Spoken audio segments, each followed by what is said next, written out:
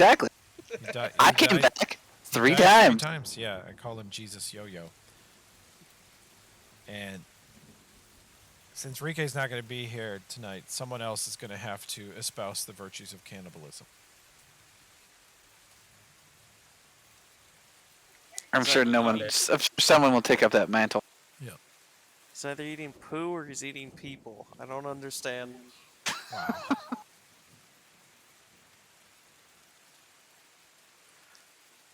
Okay.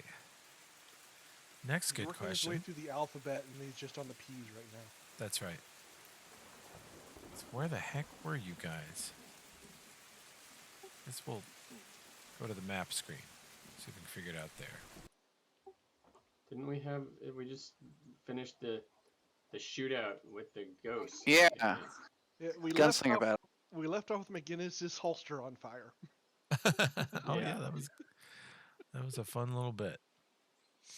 You mean where he beat me in initiative 8 times in a row? Yeah, that time. That +5 was a big part of that. That son of a The bitch. Yeah. cigar. Cigar MVP. That was a good one. Let's see. No, Scar the Spider.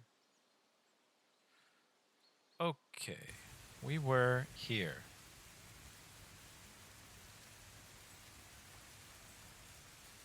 A riverbank.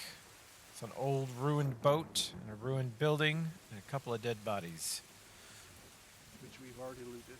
which you've already looted.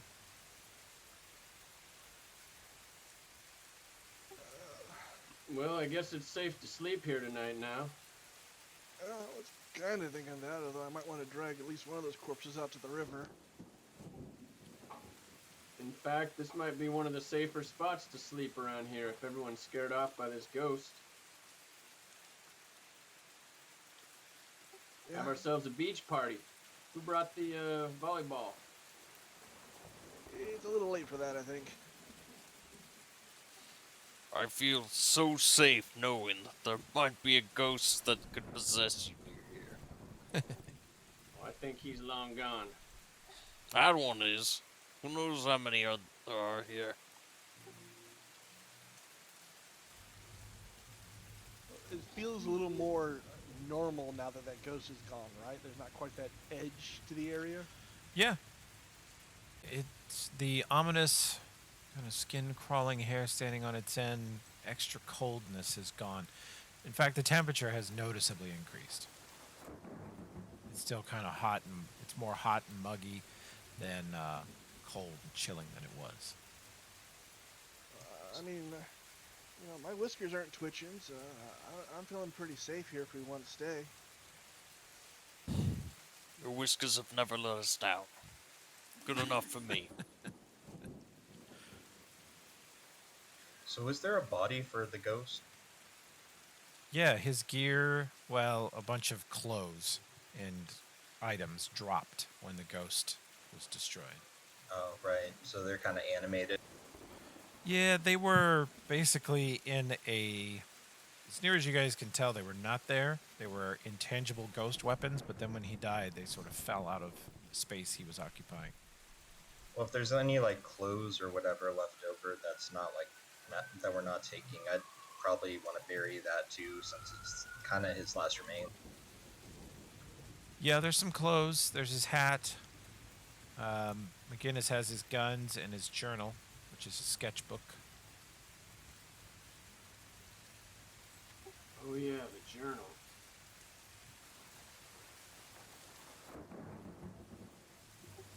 I'm gonna read that tonight by the campfire. All right. All right, looks like we need a campfire. You can read us a ghost story. Boo. Terrible pun. I thought it was quite clever. Thank you, McGinnis. Not even really gonna lie, it's a story from a ghost. Uh-huh. All right, where's our campfire going to be? In the structure, or out here on the beach? You know I say we in don't the sleep structure. indoors. We don't sleep indoors. Okay, you guys are not potty trained. I mean, technically, is there a roof on that structure? Oh no, no, no. Oh, but okay. it'll- That'd be fine. It'll still block some of the weather and block the light a little bit, just in case.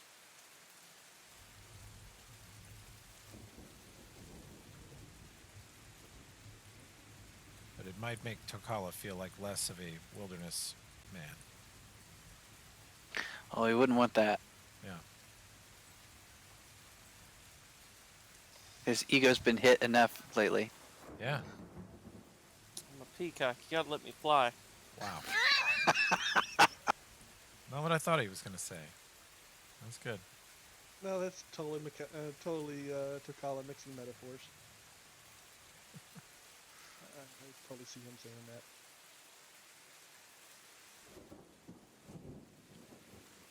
All right.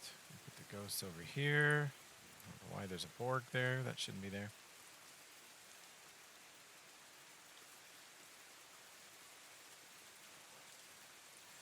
Asuma's here. Hirsek is here. You need to shrink, sir. So let's shrink you. There we go. There. Camping configuration. Let's do a little ominous rolling behind the scenes. Yeah. Okay.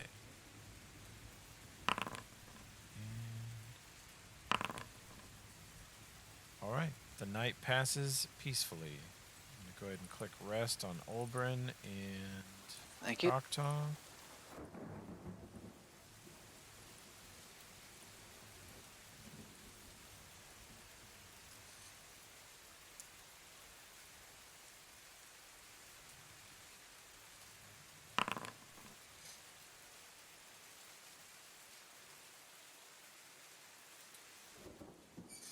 Okay.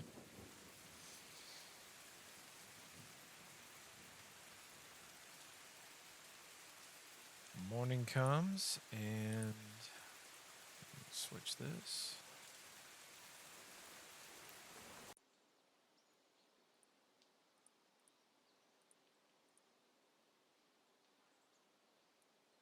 We will even turn off the rain.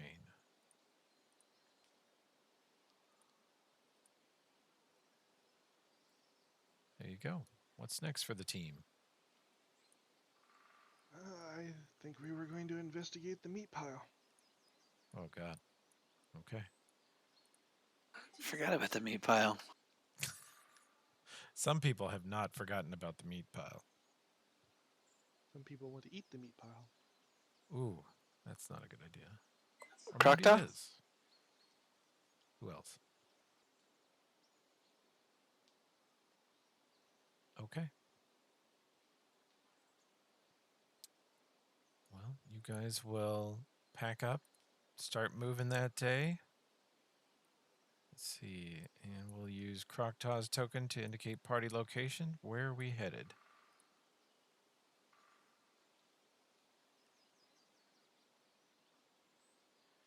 We're crossing the river during the daytime, looks like. I think that's safest.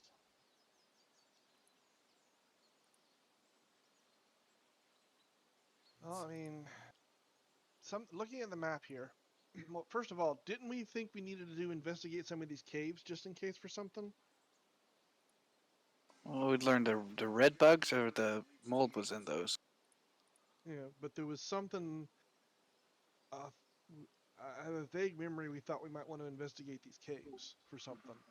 I feel like we determined that the thing that we're looking for was hidden in a cave, but I feel like we kind of figured it was in that Dominion hive. Back here, all right.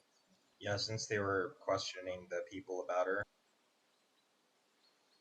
So I remember that. the only other thing I can think of before we cross this, whatever the dangerous line was here, can't remember what this is off the top of my head now.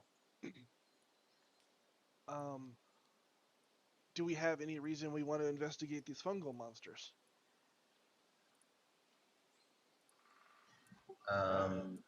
Isn't that where Hirsek's friends were? I don't know if we're still he's still helping them or not. I mean, finding out what the Technic League is here for, why they're sending these people here, might not be a bad thing. Because then we might be able to find it for ourselves. You Holy know? shit. That was a big meeting. I have put some beautiful, glistening red stakes on the map, Josh. Just to make sure everybody knows where the meat pile is. That's the stated goal. Okay.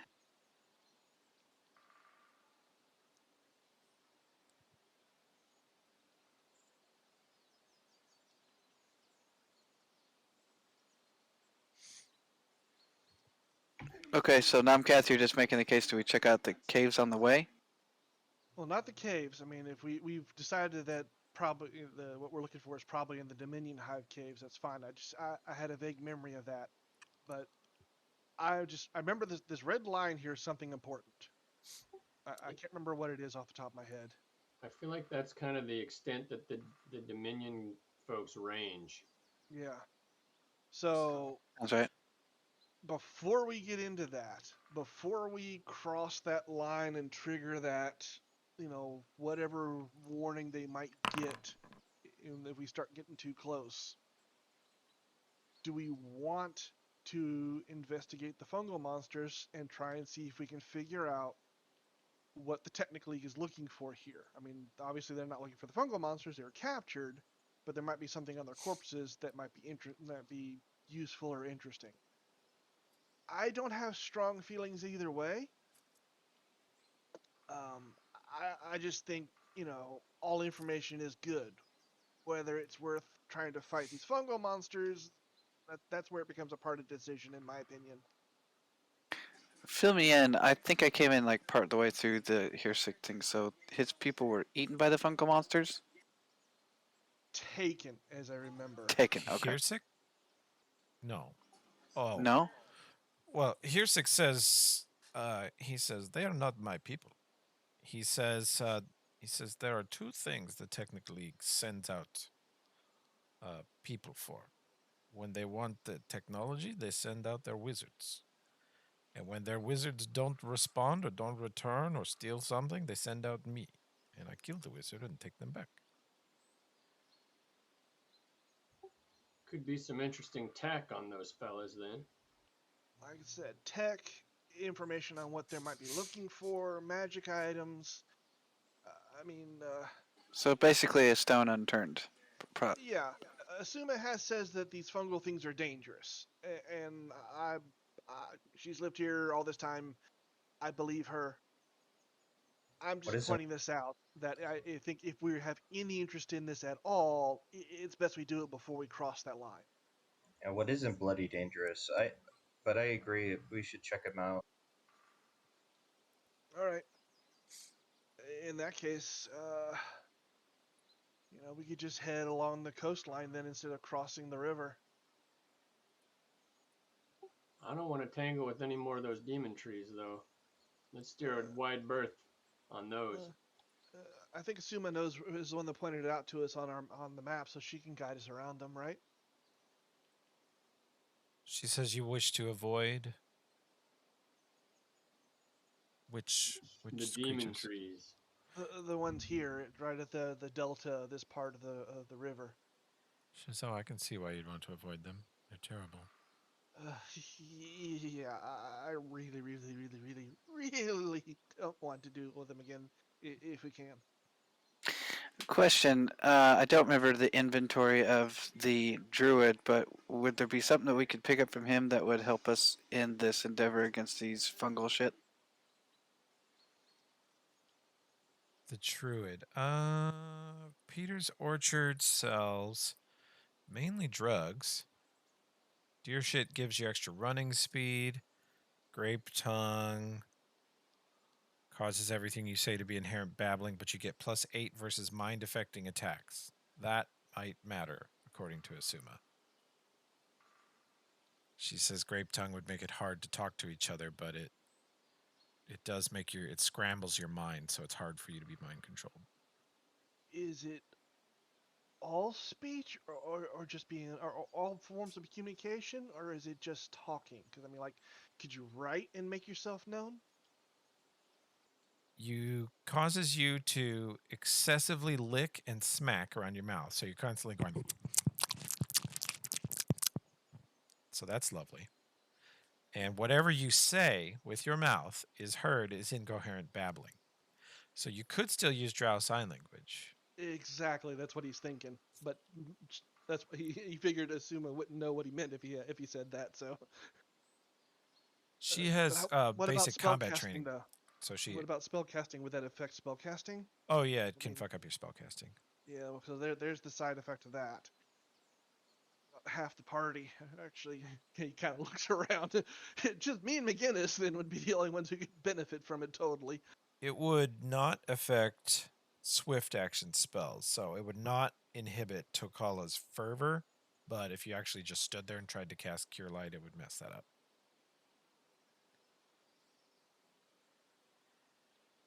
And then let's see. What Okay, else is that? that's pretty much screw me then.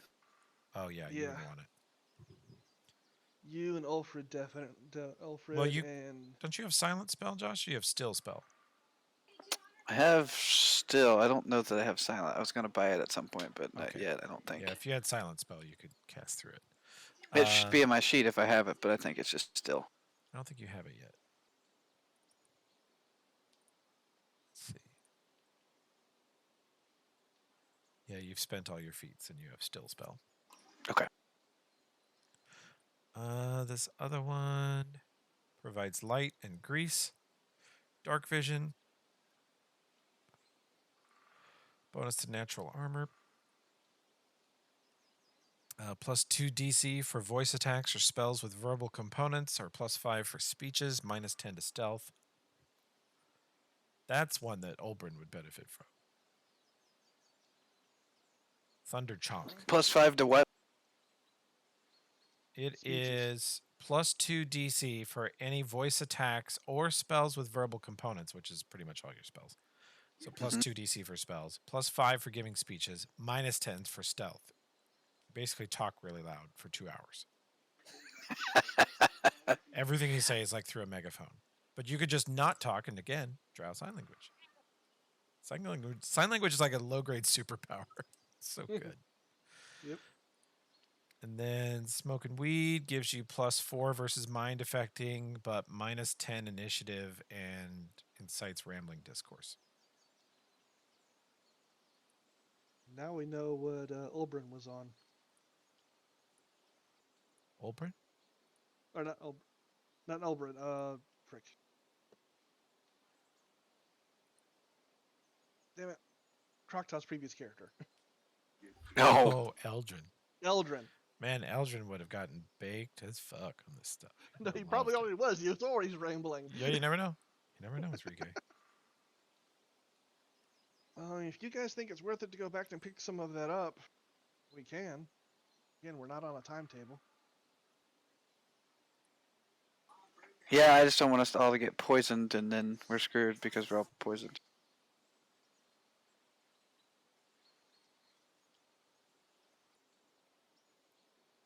Want to go back and pick stuff up, or we want to just go ahead and at least scout the fungal monsters and see how difficult it would be to find the technically people to get information.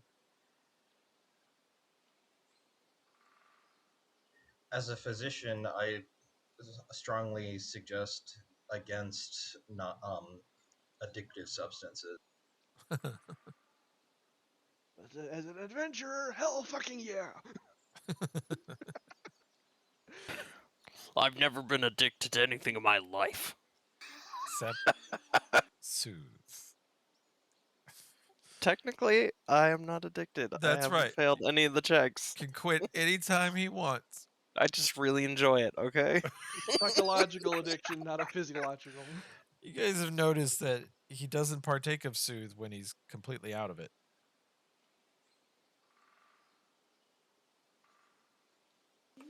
Well, to have +2 to DCs isn't a bad idea in general for me. Yeah. I'll tell you this, just for your own peace of mind. You've traveled with Izuma for a few days now. She finds a safe path better than anyone you've ever seen. She leaves no sign that she was ever anywhere, and she greatly reduces the amount of track and trail that you guys leave. And she is so shockingly aware and perceptive and always on her guard out here. It's like she never sleeps. With her in the group, you have such a tiny, impossibly tiny chance of being ambushed or having encounters. You can just kind of zip around the east half of the valley without consequence. Well, I would say if it's just worth a couple, a little bit of travel, it'd be worth it. All right. Supposing I have money. Do I have money, Toby? Oh, certainly not. Of course not. We always rob. We always rob the blind person first. He never really. Wow. You know, it's funny. He says that, but you actually have 4,500 gold. You have quite a lot of money. Yeah, I'd say it would be too bad of an idea. All right then. Well, let's do it. Yeah. Josh hadn't been robbed that bad since I switched his $6,000 Collings for my $200 plastic NASCAR guitar. Good golly. Did you ever NASCAR play that guitar. thing? I forgot about NASCAR guitar, yes. That is an actual guitar we've seen. The front face, instead of being a beautiful piece of wood, is just a picture of Dale Earnhardt Jr. It says NASCAR. It's the And stinkiest Roy bought guitar. like 3 of them, didn't he? He loves that stupid thing. Yeah. He does. Made everybody play it. God. Terrible. Alrighty. So we're going back to Mad Peter. Yeah. All right. Okay, so that's 4 hexes because of Izuma. 1 day, 2 days, 3 days, 4 days to Peter's shop, and you guys can buy whatever you want from there. How much is the stuff I need, Toby? If you want some Thunder Chunk, it is 300 gold per use. And you have 4,500 gold. McGinnis might grab some of that grape lip business in case anyone tries to get in his mind.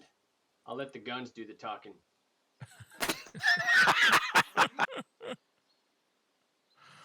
Yeah. How much for a dose of that good purple drink? If you check out Mad Peter's token over here and double click it, it should open up his shop. Oh, great, thanks. And you can buy directly from there. Now, Josh, how many of this shit you think you want? I'll give me 3 of them. Yeah. Nose diamond. Okay.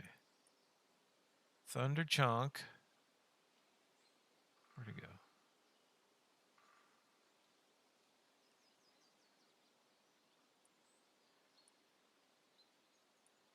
Identified. That reminds me. Okay, Josh, try the macro /TC. Got 3 left. All right. There you go. Ooh. It worked. Oh, Thunder Chunk also heals you when you eat it. Oh, It also doubles the range of any voice attacks or spells with verbal components. damn. I didn't see Nice. That's cool. But for RP purposes, after you take it, you have to talk twice as loud on Discord, and we all have to increase your volume just for immersion purposes. You guys are really gonna love my RP when I chug this grape tongue. I will hold you to that, sir. You have a long history of making excellent guttural noises for McGinnis. I think about making your when they pointed out that your holster was on fire, your ah! Make that your initiative track.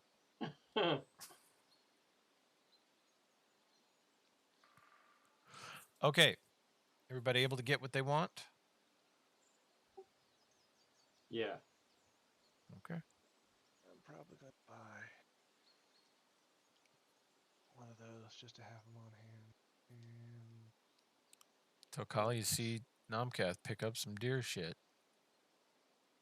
Not you two. Everyone around me eats shit. it's emergency uses only. Right. The first thing I think of in an emergency Eating is some just eating shit. You also tend to face tank everything. I don't. Here's what you need. And he holds up a bottle of his soup. Oh, Uh, Just you know rub how it in the cuts. you know how horrible scars look through fur? Makes me look like I got mange. I Truth- honestly don't see the problem. Of course not. You're furless. the last time I played a Catman, I died of a fireball at one point. They resurrected me, and the GM declared that I was missing a lot of fur, and they called me Patches for the rest of the campaign. Oh my gosh. That's a great song, man. Clarence Carter, Patches. We so raggedy, folks used to call me Patches. That was me. And Tokala, I need a sound for Soothe when you activate it. So sometime just set up your phone microphone and make some Tokala grunting noises and just smear like a gallon of lotion across your hands. Oh, yeah. Make it splat and slather around. Just ho. I can't wait for that sound to come out of nowhere when none of us expect it. Surprise sounds are Foundry's greatest gift, you guys. Come on. They are pretty good. Use that up. I think I used it. Okay, so done shopping there. One more thing. Don't think there's anything you need at the androids, but their shop is nearby too. They have a lot of potions. Do I have any potions on me, Toby? Nah, I took them all. Let's see. Oh, okay. Yeah, Robin the Blind. Robin the Blind. You have 2 Cure Mod, 1 Pro Arrows. You have an Infernal Healing Potion. You're out of Cure Lights, but you still have your Wand of Infernal Healing. And you have a bunch of miscellaneous scrolls. I've got a wand to cure light too, don't I? You have a Wand of Cure Light also with 48 charges. Your Wand of Infernal Healing, Okay. you used it a lot, and it still has 33. That was a good purchase. Oh, okay. And you I've still also- have 1 Swamp Egg. I think you have the last of Gavrillo's Swamp Eggs in the party. I've got 2 of them. I've Oh, also got a wand of shit. cure light wounds that has 32 charges left Oh, we got some great healing. Now that's a sound after the fact effect. healing. But Sound effect I've not heard in a long time. Okay, done shopping then. Yeah. So Yeah. 4 days to Peter's, 4 days back. You're back in this neighborhood or wherever you want to be. What's the destination? like I said, let's check out at least get into the area of the fungal monsters and get an idea of how tough it might be. So we can kind of hug the mountain range. Well, maybe don't want to hug the mountain range because of the spiders there, but hug the river until we get past the spiders and then cut across to the mountain range to get around the demon trees. Where is the Nomcath token? There it is. Under Tokala. Okay. So you tell Azuma you want to head down into that area? Yeah. Okay. She will lead you that way. 2, 3, 4. You guys camp for the evening. It's a worse area. There's a tiny chance of troubles. But you're fine. Night passes peacefully. The next day, you're just going down this eastern edge of the valley? No. Well, I'd cut more towards the coast. Towards, following the riverbank? Okay. Yeah, that way we're away from the spiders. But we'll probably at the end of that time we'll cut down towards the mountains and follow the mountains down to avoid the Gotcha. demon trees. Okay. Let's see.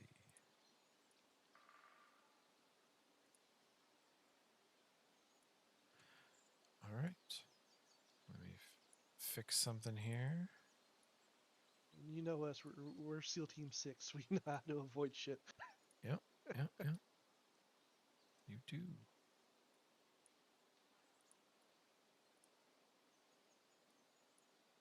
Along the way, I would also ask Azuma what kinds of things are in these kind of delta area around here. I mean, obviously, the main focus of the fungal monsters is probably way back here at the very back of this little branch of the valley. Right. But, you know, what kinds of things are through here other than wandering fungal monsters? She says something called Migo. They are intelligent fungus that the Androphans told me can travel great distances through other dimensions.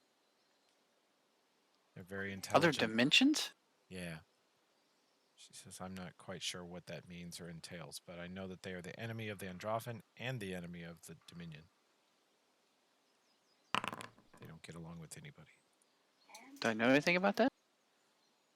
Yeah, the Drow understand what the Migo are. Let's see. Let's see what you would know. You've got an 18.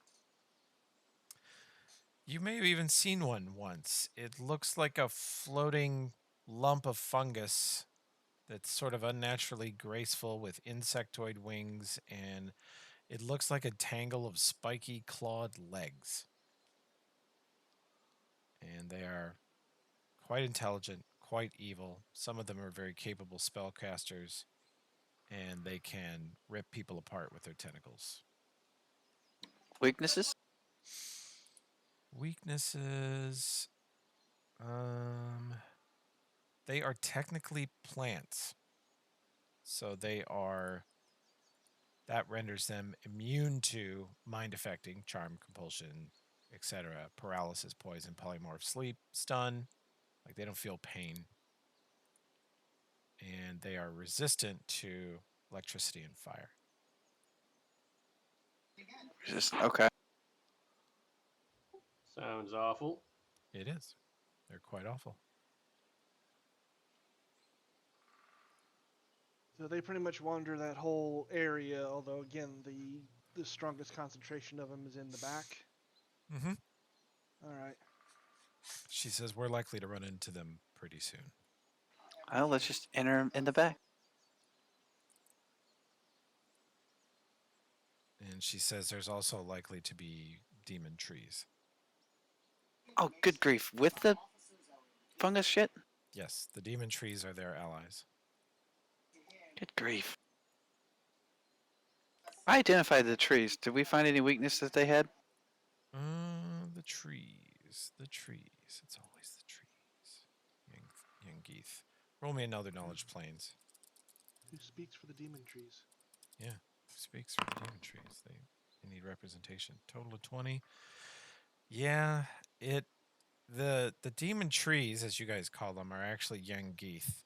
They are six-eyed horrors that are vaguely shaped like a dead tree, but their branches are tentacles and the tips are claws and they have spidery legs. They just do a really good tree impression. They hold very still and they kind of do a chameleon spell over their bodies to change their color and texture or the appearance of it. If you were to look at one with true sight, you'd be like, that's no fucking tree. That's a fucking space tentacle monster. So there's terrible. Weakness? They are immune to cold, fear, and mind affecting. They have spell resistance, and they're resistant to slashing and piercing. They have no weaknesses. But they're not immune to fire or electricity? Correct. Okay, so it sounds like the fungus we just hit with brute force, and then the other we burn and shock to death. Or Ulfrid smacks it with his hammer. Yeah. Brute force. All right. So, like I said, I'm not driven to find these Technic League people. If this turns out to be tougher than we expect, I say we back off and just let it go. But it's an opportunity. Let's see what we can find. Maybe we'll get lucky, right? Absolutely, bye. Okay. So don't fight to the death on this one. Well, I mean, No, obviously don't we're almost fighting- die and become, dead like you were the last time. I die a lot. I think you're about to kill yourself the last time. Okay. So traveling further into the valley, E. following the shore. Well, at least until we get by the spiders, then we're gonna cut inland to avoid the known patch of demon trees. Okay. Let's see. I would also say we're probably keeping an eye out for any, even though it's going to be a small chance of us doing so, finding the trail that technically either them walking themselves in or dragged or something like that. This is a big area. We could spend weeks searching it and not finding them unless we find something, right? Yeah. Party is still on Croktaw's token. And Asuma says, in this part of the forest where you're skirting the mountain range to the southeast, to the northwest of you is sort of a swampy area, and there are definitely demon trees there. She says there's subtle signs within a mile or two of them. The foliage looks different and the animals behave a little differently. You can see it here. Croctaw can pick up on it too. And she says if we turn south, we'll avoid them, but there is definitely sort of an outer line of the Migo that we're crossing. We're entering into their territory right now. But as sensitive as they are and smart as they are not as sensitive as the Dominion. When we entered the red line on the map, the Dominion will know. And I don't know of any way to mask us all from them. It's one of the reasons why I suggested if we wanted to check here to check first so that the Dominion doesn't know. I said, we'll see how it goes. We'll see what we encounter here and we'll see what we can find. It's just taking the opportunity. I don't want to waste the opportunity, but I ain't gonna kill ourselves trying to find out stuff. My opinion anyways. Reconnaissance. Yeah. Well, you have one more hex to travel today, and you could either go west, sort of into the swamp, or south on the foothills of the mountains. I'd say not into the swamp, right? Because we know they're there. Yeah. The demon tree. Well, we passed by a known group of them. There's probably other groups. I say we go ahead and just head south one more time. We have at least one more night of dry sleeping before we head into the swampy areas. Okay. If we enter the swamp, we must be careful of ogres. I don't think we have to worry about ogres here. I think they would have been eaten already. And a talking donkey. Okay. Need just a Okay. short drink break, and then I'll be back. But you guys camp safely, and even here with Azuma, you guys notice she just doesn't ever seem to really sleep. And you sort of explains how she's been able to live here on her own for so long without getting got by all these different dangers. She's always aware of her surroundings. And so I'll be right back. I'm going to get a drink, use the restroom. All right. Sam.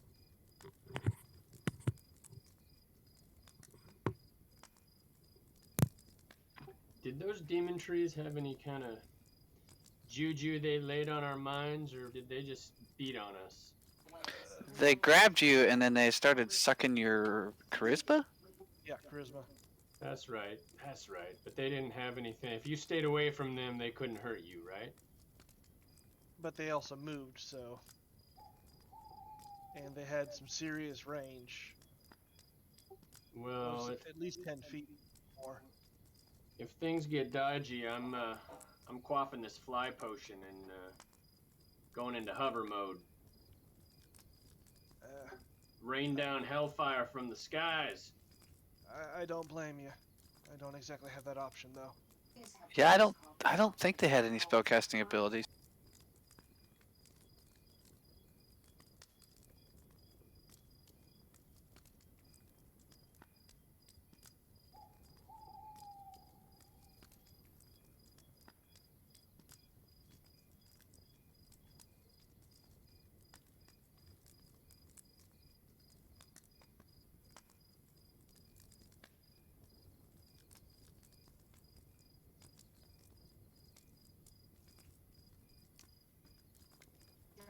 And if it gets too bad, I got wall force. I'll throw it up in front of us, and we can retreat. Yeah.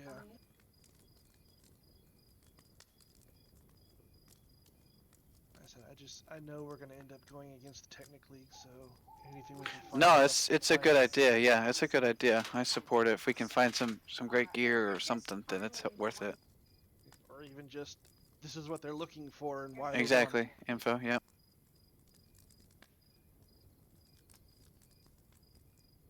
And I guess my joke in Discord fell flat. I didn't even see it. I'm sorry. I said, what do you call a single fungus monster? Amigo.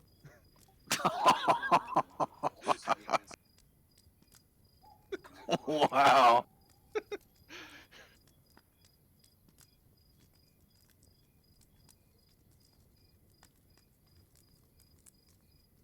I tried to put it in Discord so you could hear it too. Well, I was just wondering that why I didn't get the notification. I'm trying to figure that out.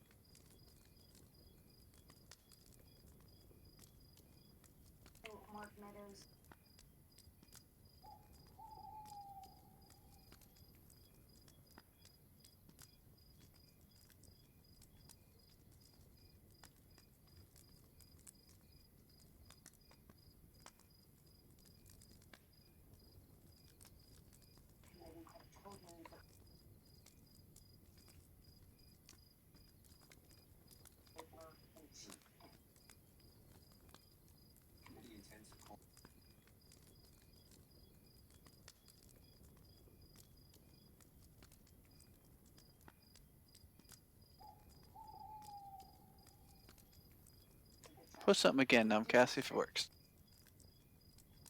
Alright, 1 second, I'm in the kitchen. Right on.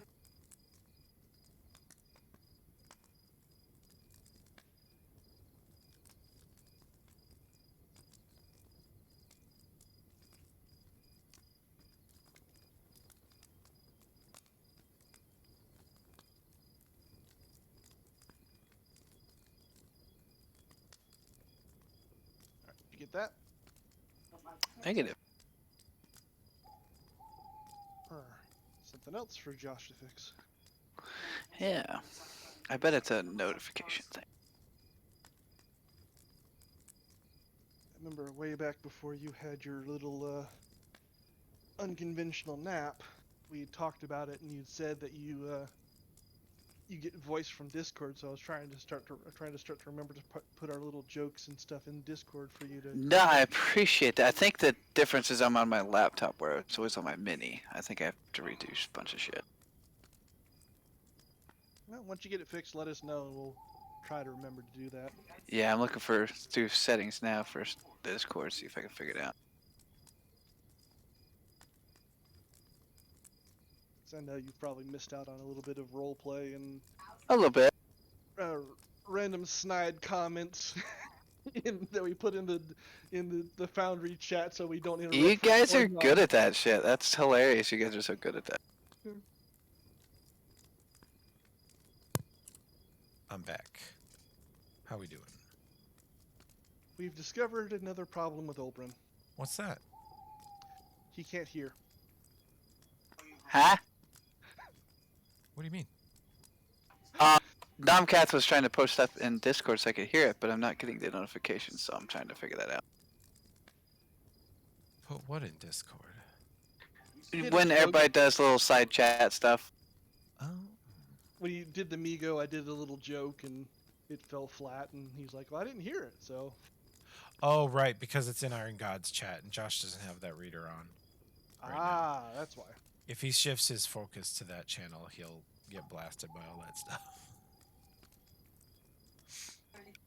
Trying to make Discord, because Discord will read it out automatically, but it's not currently for some reason. Yeah. We'll figure that stuff out. We had it all figured out months ago, and then Josh was Then away. he took- Discord changed he- stuff. Plus, he had his unconventional. Yeah, nap. took a nap there. He died 3 times, and he went and Rochambeaued Jesus and won, came back. So, I don't think I win that match, but appreciate the confidence. you know what? For a guy who claims to know Jesus, you don't seem to recognize when he's being a bro and lets you win.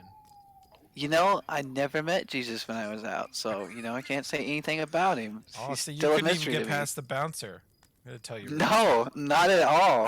I gotta tell you He Roy's met- lawyer joke. No, see, he met the ghetto cousin Jesus. Oh no.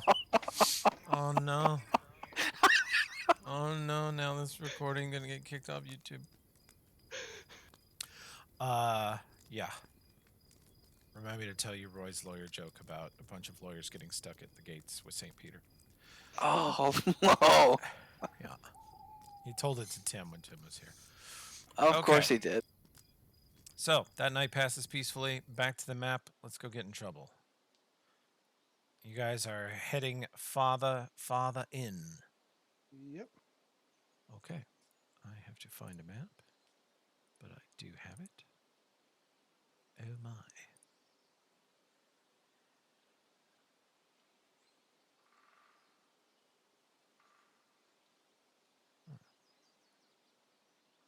What the fuck was I up to here? Don't even know. High on something, maybe? Sounds like me. Let's see. Stop taking that thunder chunk. Thunder Chunk. Delicious Thunder Chunk. Okay. So we need that.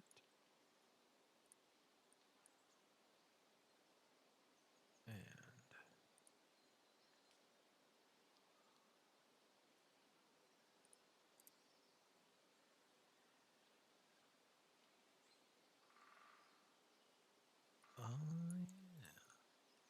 yeah. Okay. GM has made his memory check. With an assist. Yeah, quite a bit of assist. Thank you.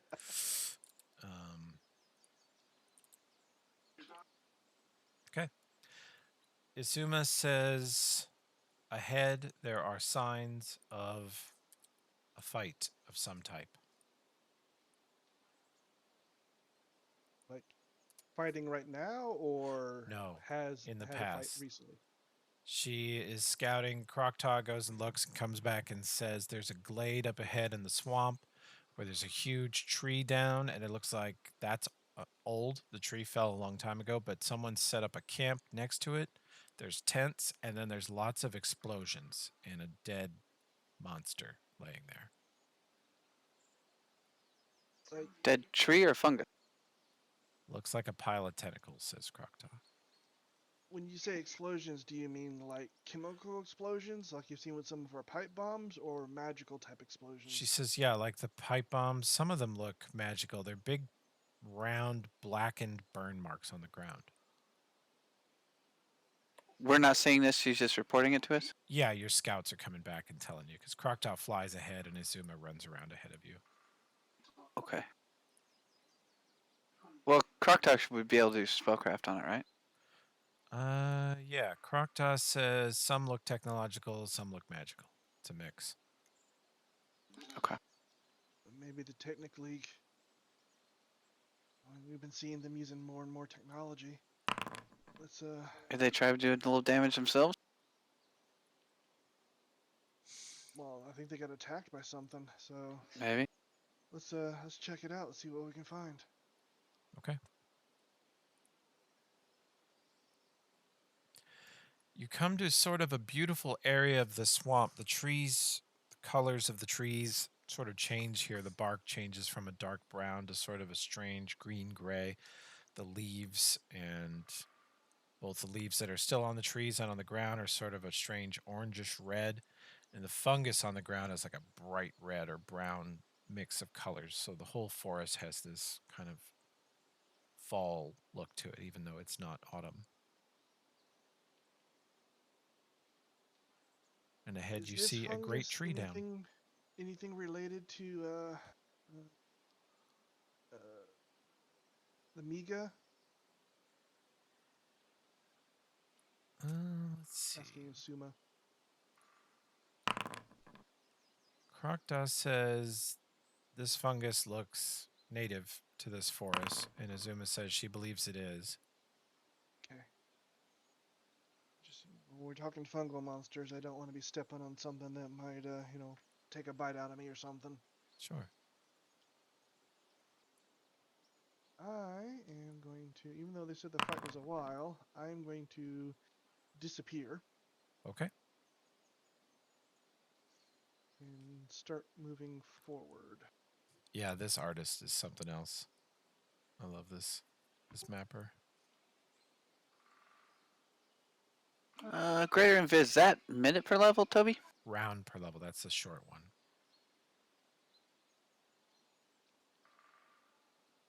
But you are 10th level. It's a lot of rounds. It's a full minute. Okay. I'm going to get up to the tree and then carefully climb on top of it and look what's on the other side. Okay. Roll me a climb check. I have climb speed. Oh, you do have climbing speed. You climb over and see what you see here.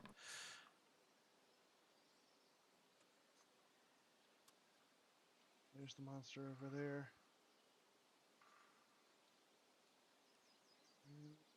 No signs of anything else. No movement. No nothing.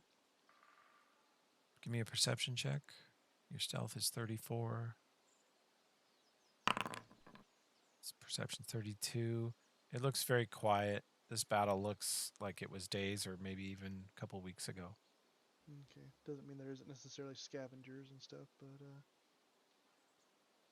well, I'd basically take a minute or two just to kind of look around, and then I'll go back over to the other edge of the tree so I can be spotted by everybody else and kind of wave them forward. Okay.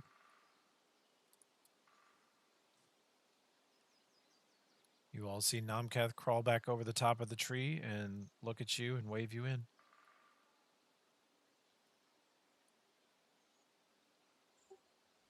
What are we looking at, buddy? Camp, fight. Definitely see the body of something weird on the far side. I don't see any movement or anything like that. I was, wanted to make sure there wasn't any scavengers around or anything like that. I think we could go ahead and take a closer look.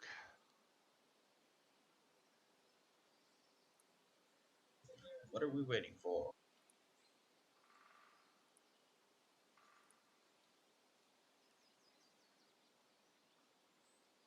Right behind you, Nomcath. I'm gonna just stay up here on the tree for kind of a lookout while you guys investigate. I too will step up into the tree. I'm like the other scout that's less quiet. Clunk, clunk, clunk. Go his fucking. You're the charisma scout. his That's when you go knee-high. stomping by. You go stomping by somebody and say, "You don't see me," brandishing your chainsaw. In his knee-high green elfy boots. Subtle. Damn nice boots. Thank you, Is Josh. there, yeah. Is there anything in the tents? Yeah. You take a look in there, you find spoiled rations, backpacks, bedrolls, spare clothes, a spare cloak laying here and there. All their supplies are here. There's some Anything of value? weapons, some bolts, arrows. Nothing too valuable. There's a broken sword in the middle of camp. A campfire that slowly burned itself out many, many days ago. Anything written on the sword? No, but you can tell by the design it's probably from Silvermount or Central Numeria somewhere. Any survivors run off or any tracks coming or going? 24 survival check. McGinnis, Asuma will assist you for another +2. Who else has it? I know Hearsek does, so you get a +4. Croctaw does. Yeah, you got a 28 total. McGinnis, there was a fight here. These guys set camp, and then they were attacked from all sides. And they were shooting in all directions, and they were throwing pipe bombs and grenades and spells like fireball and lightning bolt in all directions. They were shooting outward. And at some point it stopped, and there's no bodies, and there's no tracks leading out of here. So, who wants to camp here tonight? I don't Done. think it's a good idea. These guys got cleaned out. Yeah. How long ago you think this was, McGinnis? He's going to guess 10 to 12 days. Sorry, I missed that. 10, 12 days.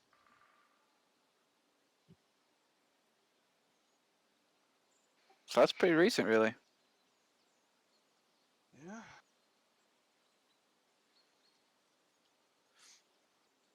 No corpses except for the monster corpse. The one monster corpse. Wonder what the hell happened to their bodies. I find that a little disturbing. I mean, there should be marks of them getting dragged off somewhere, blood of them getting eaten. They're just straight up missing.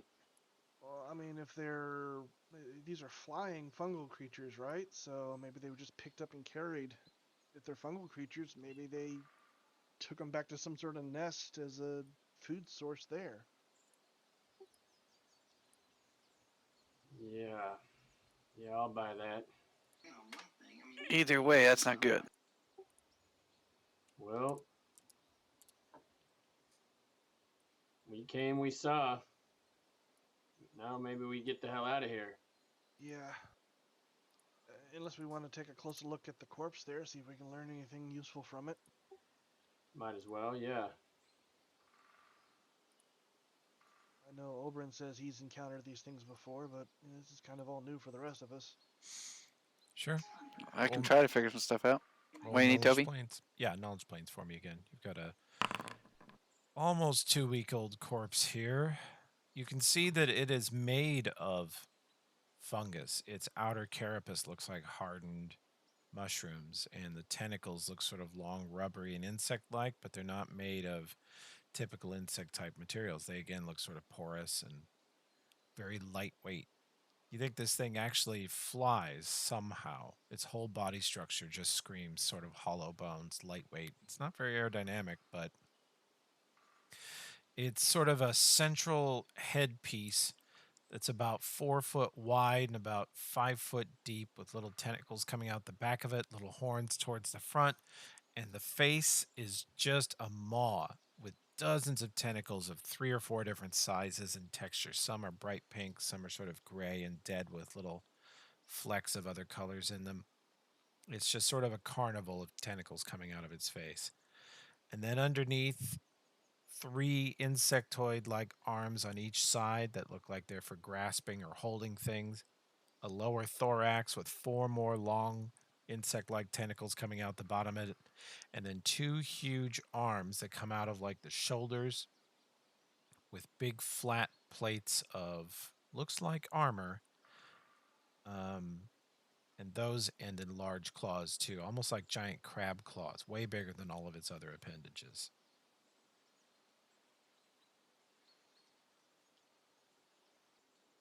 And since it's been sitting here, it's slowly being reclaimed by the forest. You can see other native mushrooms and fungus growing up around it and through it, sort of pulling it into the earth slowly.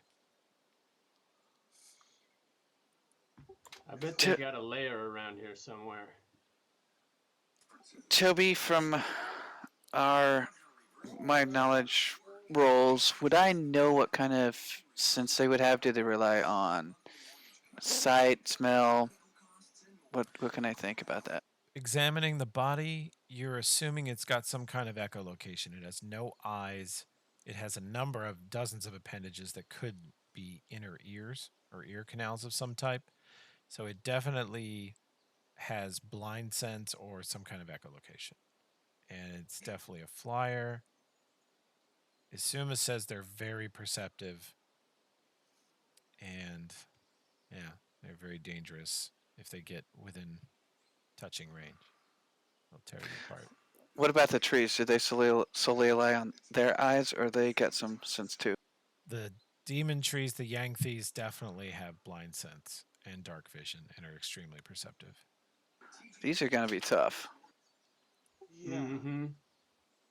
it was gonna be and really hard especially, for me to do a sneak attack on them. yeah, especially if we encounter them at the same time. That's gonna screw us pretty hard. Either one of them, I'm not gonna be able to do any sort of sneak attack on. I mean, I might be able to pull a feint on them and do it that way, but your greater invis is pretty much useless. Mm-hmm.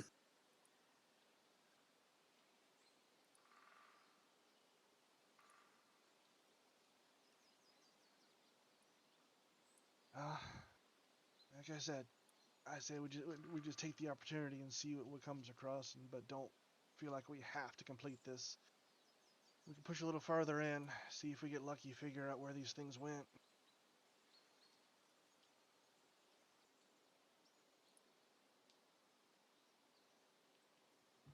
I'm game. Yeah, let's go. All right, let's go. Actually, assume, is there any chance there might be a lair nearby, or do you think they'd be carrying these bodies all the way back to their main camp? She says she's not sure about that. The Dominion, she knows, will just pull out your brain and inhabit your body, and you'll walk home. So corpses leave tracks with the Dominion. But the Migo people just disappear. So in these guys' packs, do we find any notes or anything? No, and interestingly, if they were technically, their spell books are gone. And no pins or anything? No equipment per se.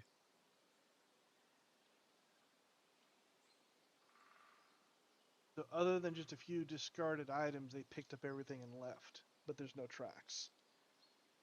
Correct. That's really, really weird.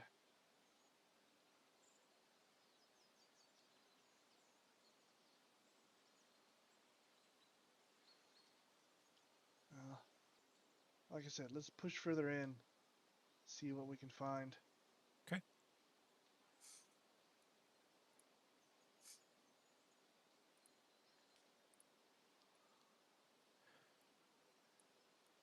Party comes all the way in to the Fungal Valley. Okay. So, which way we want to go? Follow the mountain range south, back into the swamp.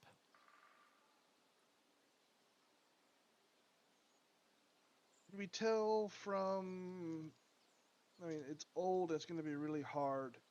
Can we tell how the Technic League was traveling? Were they like us, kind of skirting the swamps? Where they look like they were planning to cut into the swamps? You don't have much left of their way in, but you know that they probably didn't come over the mountain, so they must have come the same way you did. And Isuma says if they didn't get in a huge fight with the demon trees, then they must have skirted around them also, the way you did. All right, so for now, probably best to keep skirting the edges.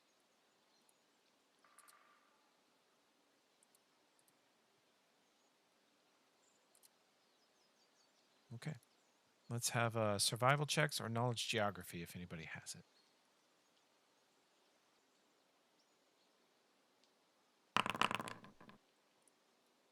Let's see if Crocodile has that. It does.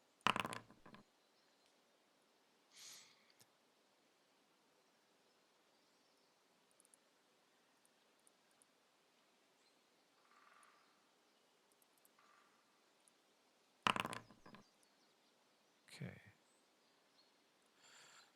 McGinnis and Nomcath, you are picking up on some subtle changes to the foliage down here. The plant life is a little different. You see a few odd little leaves and bushes and stuff that you don't recognize, and they are not native to this valley. The whole feel and smell and color of the valley is slowly changing. And the animal life is acting very strange, which Azuma confirms with you is a sign of nearby either demon trees or Migo. But it's on a grand scale. You're just suddenly seeing vastly fewer woodland creatures, chipmunks, squirrels, birds, even bugs, We know why there are fewer chipmunks. because of the The chipmunk. chaos, The chipmunk. chaos hunters. in our hierarchy. Look, that's just going to be a whole other campaign. It's just going to happen here in the Scar of the Spider, but they're not going to know about any of the robots or aliens or shit going on. It's just going to be chipmunk on chipmunk violence. I think we ought to start being more careful from here on out. Agreed. You know, scrap all procedures. Izuma and Krokta both stop at a nearby tree and put their hands, multiple hands, on it and sort of close their eyes and meditate, apparently in conversation with the tree. And they come back and say that there is a large cave system to the southwest in the foothills, only a few miles away. Bingo. Yeah, let's check it out then. Okay.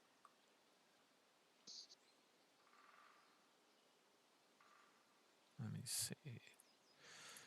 Make sure that's clear, and then I'll pull you guys over to this map.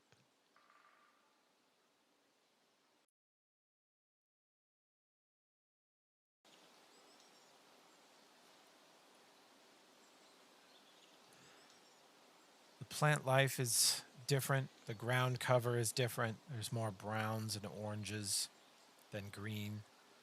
There is sort of a wall of foliage along the cliffs ahead of you.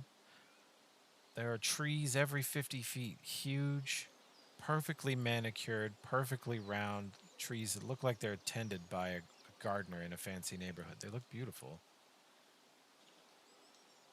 And ahead of you, up against the cliff wall, there is a very, very thick wall of vines. Now, when you say 50 feet apart, are we talking saying, oh yeah, forest-wise it's roughly 50 feet apart, or is it more like these things were placed 50 feet apart feeling? They look tended. I mean, Peter's area looks like he sort of takes care of it, but he sort of supports the chaos of the forest. Here, someone has clearly placed these trees like sentries. All right.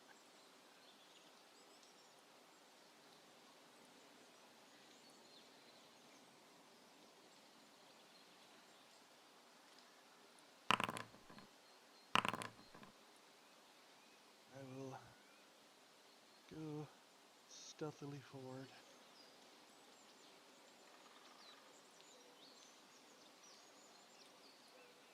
Okay. You can see about 70 feet ahead of the party is the vine wall, and there are 2 trees flanking it, about 70 feet from the vine wall and maybe about 50 feet to the right or left from the party. Vine wall is 75 feet northwest of the party. I am slowly making my way forward. Okay. You can give me a stealth and perception there. I rolled a stealth of Oh, you 26. did. Good. 26. Keeping that. Perception. Perception 23. Okay. You are not surprised. Okay.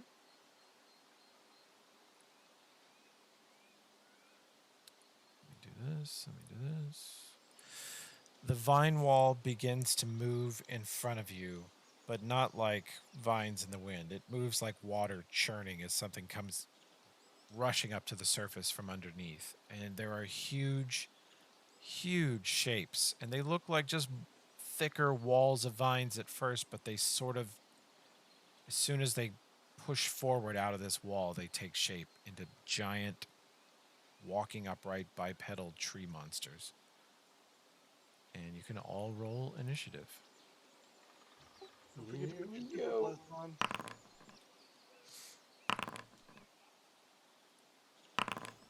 I just want to recognize it's been a long time since I rolled that well. What? And Takala's above 20. And McGinnis blows you out of the water. I don't care. I gotta be proud of my little moments, you know?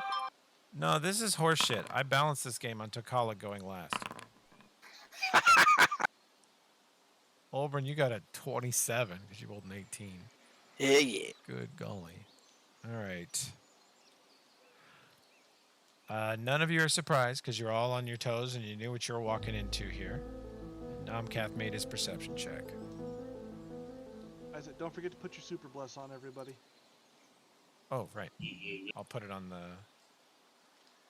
Everybody here, let's see.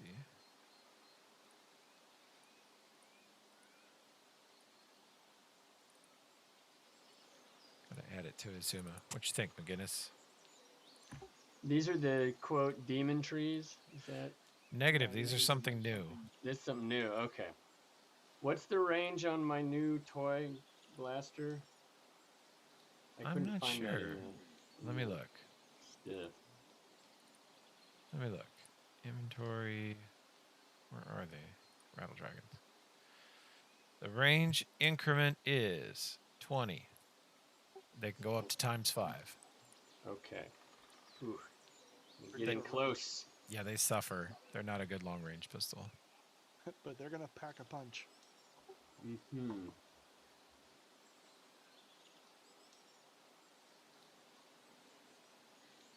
Well, Where am I in the initiative compared to you, Guinness? Next. you're next. If you want to delay to me, I'll haste you. I accept. And as usual, I'm way out of.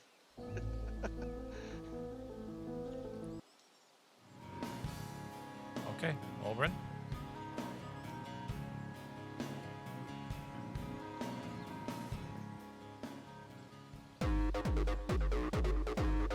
There it is. Trigger? It triggered, and I'm just gotta add the haste buff to Azuma, and then you guys are ready. I gotta put it on Croctaw. Yep, all the party except Nomcath. Suck it, usual. Nomcath.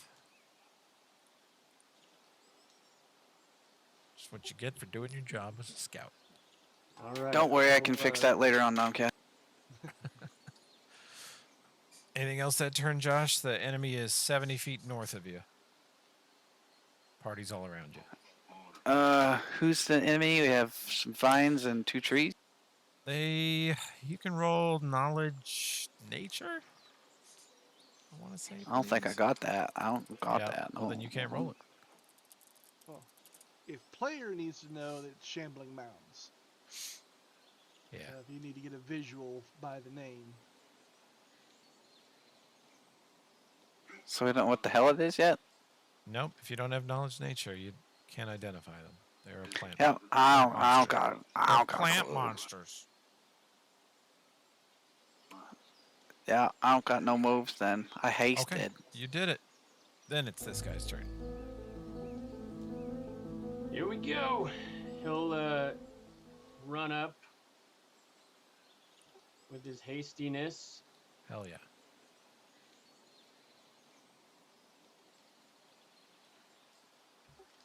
One more. And then he'll take a shot at that one right in front of Nomcath. It's the one outside of the one increment. Gotcha. Okay. So you got -2 to hit.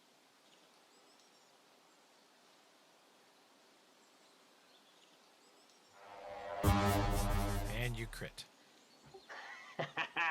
Holy shit. Crit confirms for 39 sonic damage. Ow. Boom! Cover your ears. Ow! Very good. Okay. And then Crocton. Let me see here. Gotta get my health bar showing up properly. There we go. And any bets on what Crocton would do here? Let's see. I think Something crazy. she will shift into large ape mode since these are large, ugly type enemies. And she will move forward.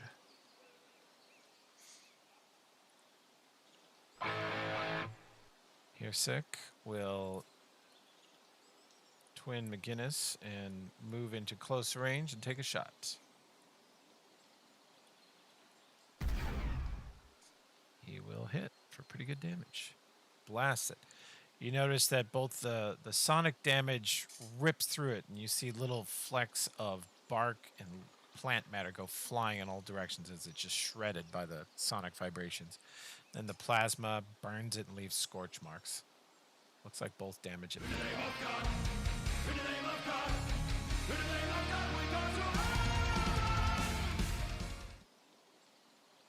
Nice. All right. I got plenty of movement. Ooh, 70 feet's a bit far. But you can. I mean, could you do a charge attack? There's kind of people in the way. Oh, okay. Oh, that's 60 feet right there. Okay.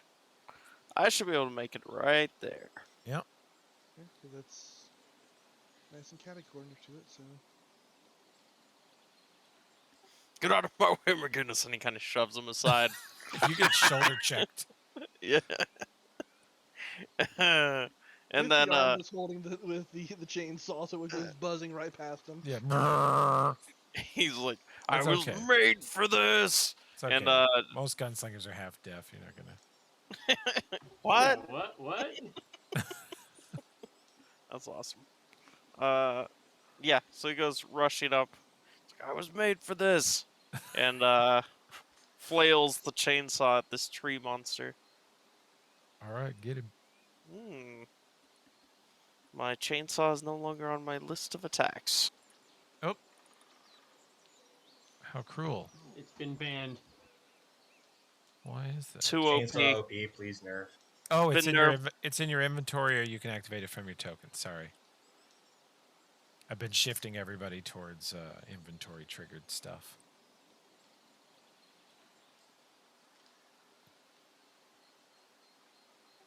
I got a lot of different token actions. Oh yeah, you do. It's the one right after the angry face.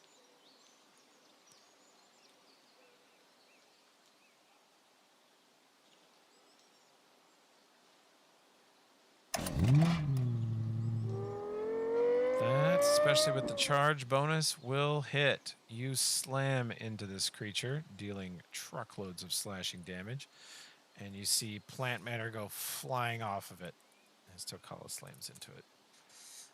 And the chainsaw is just shooting out what looks like green tea. Just filthy kombucha goes flying out the scuppers.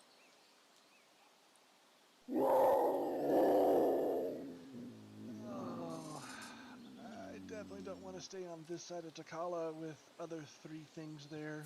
Not if you want to get covered in plant juice. More importantly, you get slammed by two other ones, so... excuse me, Takala, I need a shield. 1, 2, 3. I'll get flanking, but at least I can get into range to do an attack.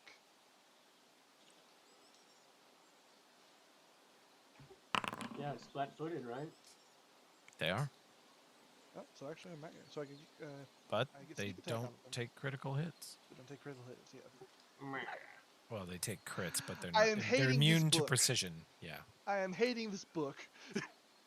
I Okay. hated the last book for the traps. This one, everything I can either sneak up on or is immune to critical. Damn you! You're gonna love book 5, though. Okay. Zuma Alright. moves up and takes a shot with her rifle.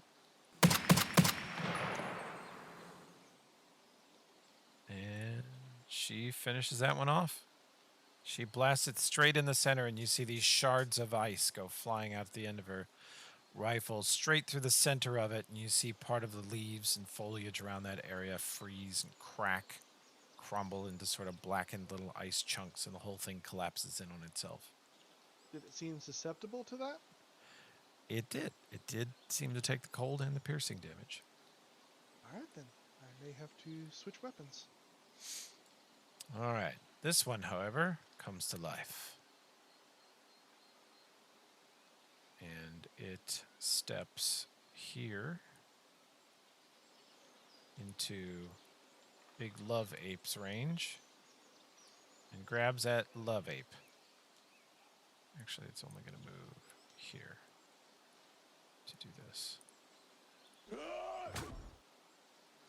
And it slams its tendrils down towards Croctaw, but Croctaw has a really good AC. And you see Croctaw in aquatic ape form put up her sort of armored forearms, and you see this thing wrap around her arms with multiple huge tentacles and a number of small ones and try to pull her down to the ground in front of it. And Croctaw's just not having it. Keeps her feet underneath her and even pulls back and grabs onto the vines. But it's not grappled. Now this one steps here and attempts to grab Squish Takala. One will miss. 29 probably hits you. Yeah. Yeah. And with that tentacle just touching you, it immediately snakes a grab around you, and you are entangled. So you take the 13 bludgeoning and then the 5, and you're entangled.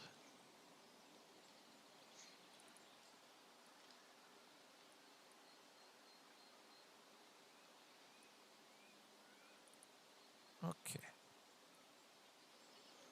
And the other one's dead. Alright, since I'm out of range and I can't charge, I will cast Divine Favor and move up. Okay.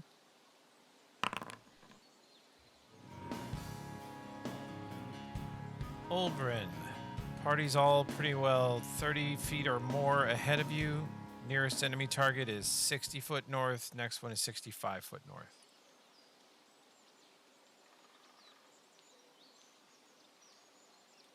I did.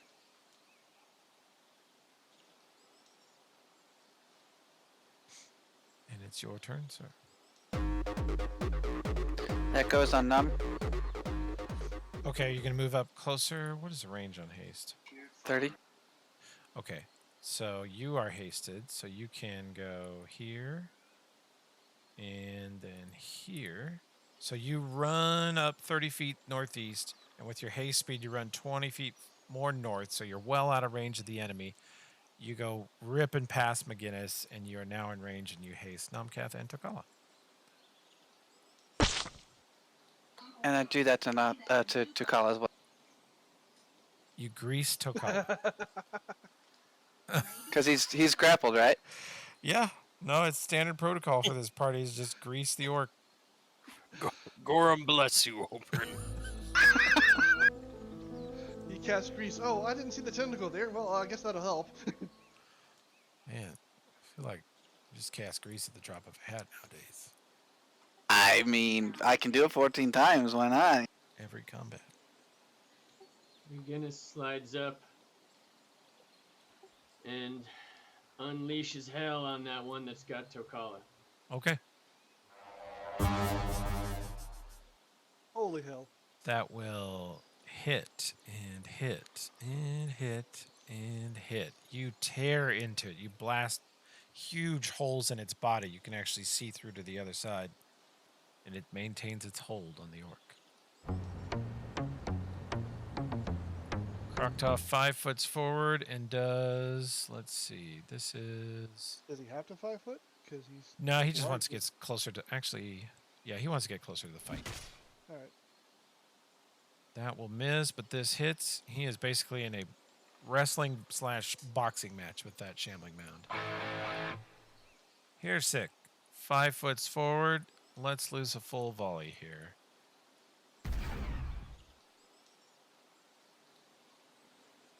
That will hit, hit, and hit. Shambling mound that drops a Takala and it burns up under the plasma fire, and he puts his last shot into the other one. Tokala, you're no longer entangled, sir. Nice. Okay.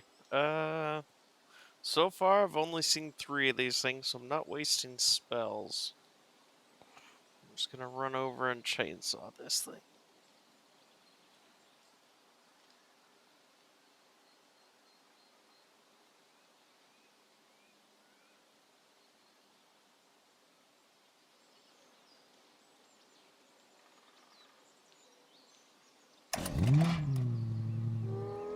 Okay.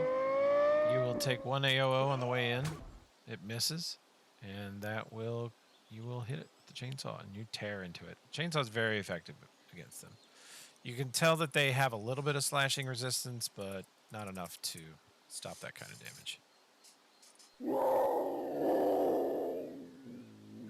so what kind of range does this Zero pistol have? You have the Zero pistol? I think it was I have the Zero pistol. 40, I think. You have your rifle too, don't you? But McGinnis is Yeah. correct. It is 40. But I've already seen that this ice is effective. yeah, yep. You are So seeing instead them of- reduce piercing and slashing damage, but take full damage from True. Yep. Ignore me. fire, electrical, etc. Sonic. I don't have this set up for multi-attack, but we'll see how it works. Yep, haste. I'll just do a full attack from here. It actually worked. Cool. And that crit confirms because they have a garbage. And spells can't actually crit them. Wham. Nomcath, you light it up with the cold Hell pistol. yeah. You can So see you basically Damn, you see sir. after Nomcath tries to stab that one and doesn't seem to get much into it, he drops one of his knives, his right hand knife, and just out of the small of his back pulls out that pistol and just open fires with it. That's how it's done. Asuma moves around to the side here, takes her shot on this remaining one. Point blank shot. Drops it. The cold damage from both sides. You guys see dozens of tentacles freeze and shatter. You see the central structure of the creature sort of collapse in on itself, and it literally falls into a giant pile of basically salad, just plant parts and armored tree bark and leafy looking tentacles. It just suddenly looks like a giant pile of dead plants. Like it was never a bipedal monster. You're out of combat. That was different. Interesting. Hell, they weren't so bad. We could have mowed through a few more. Yeah. Especially with these cold guns. Yeah, it's pretty fun, ain't it? Eh, not my main style, but part of being a scout type, as he stumbles over not saying rogue or thief, is remaining flexible in your options. Well, we still got some momentum. Let's not lose it, I guess. Let's go. Yes, Onward. like I'm still got the blessing of me goddess on me. It's not wasted. Yeah, and Okay. the haste. Let's trim these hedges. Trim Yeah, these there you go. hedges. Ooh. Wow. A Okay. little manscaping here. Roll a perception check, Nomcath and Tokala.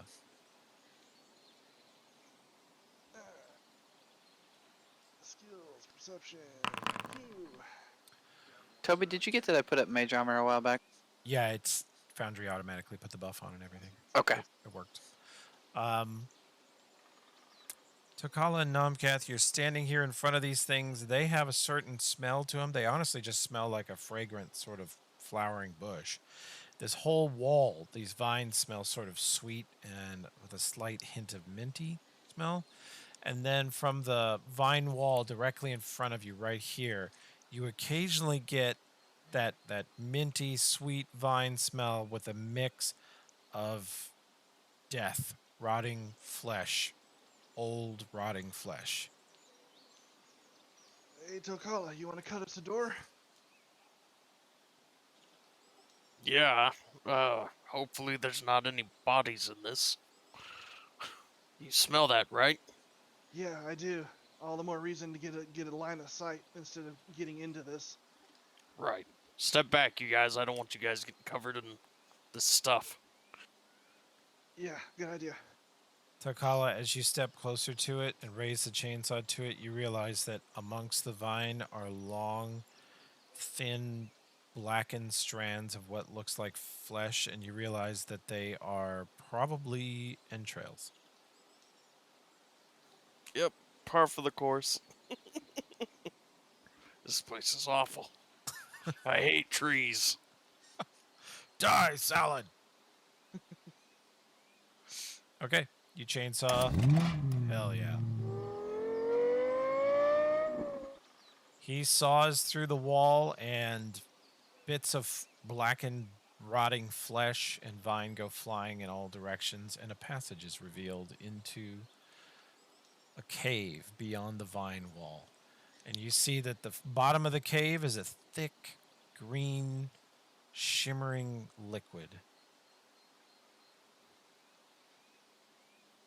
of unknown depth. Is our little clicker box going off? Clicker box? Geiger counter? No, it is not radioactive.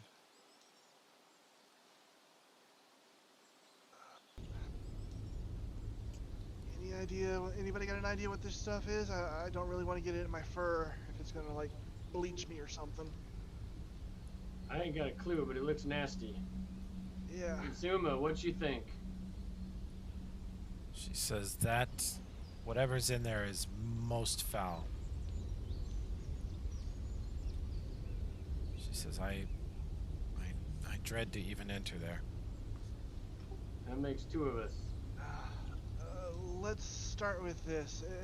Tokala, how about you and me? We can stick to the walls. Good We'll go idea. we'll go in a little bit. Crap.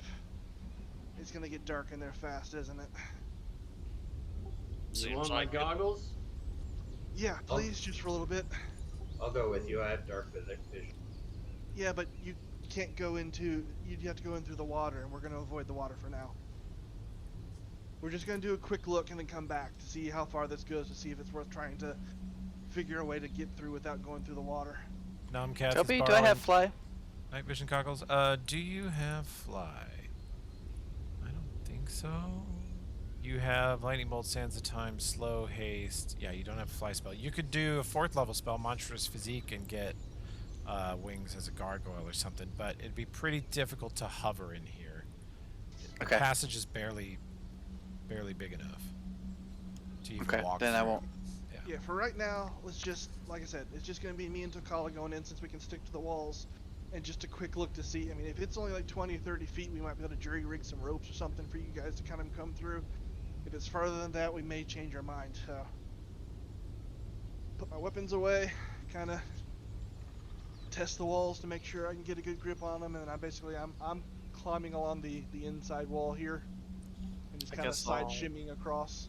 Take the other side. Yeah, because you're actually standing up, so you're like sticking out across the thing. So I guess I could take the ceiling. As long as it's not too far up. It's only about 8 feet up. That's why it'd be Alright. difficult to fly in here. It's only about 8 feet up, 6 feet wide. Roll me survival checks as you guys walk up the walls. all right.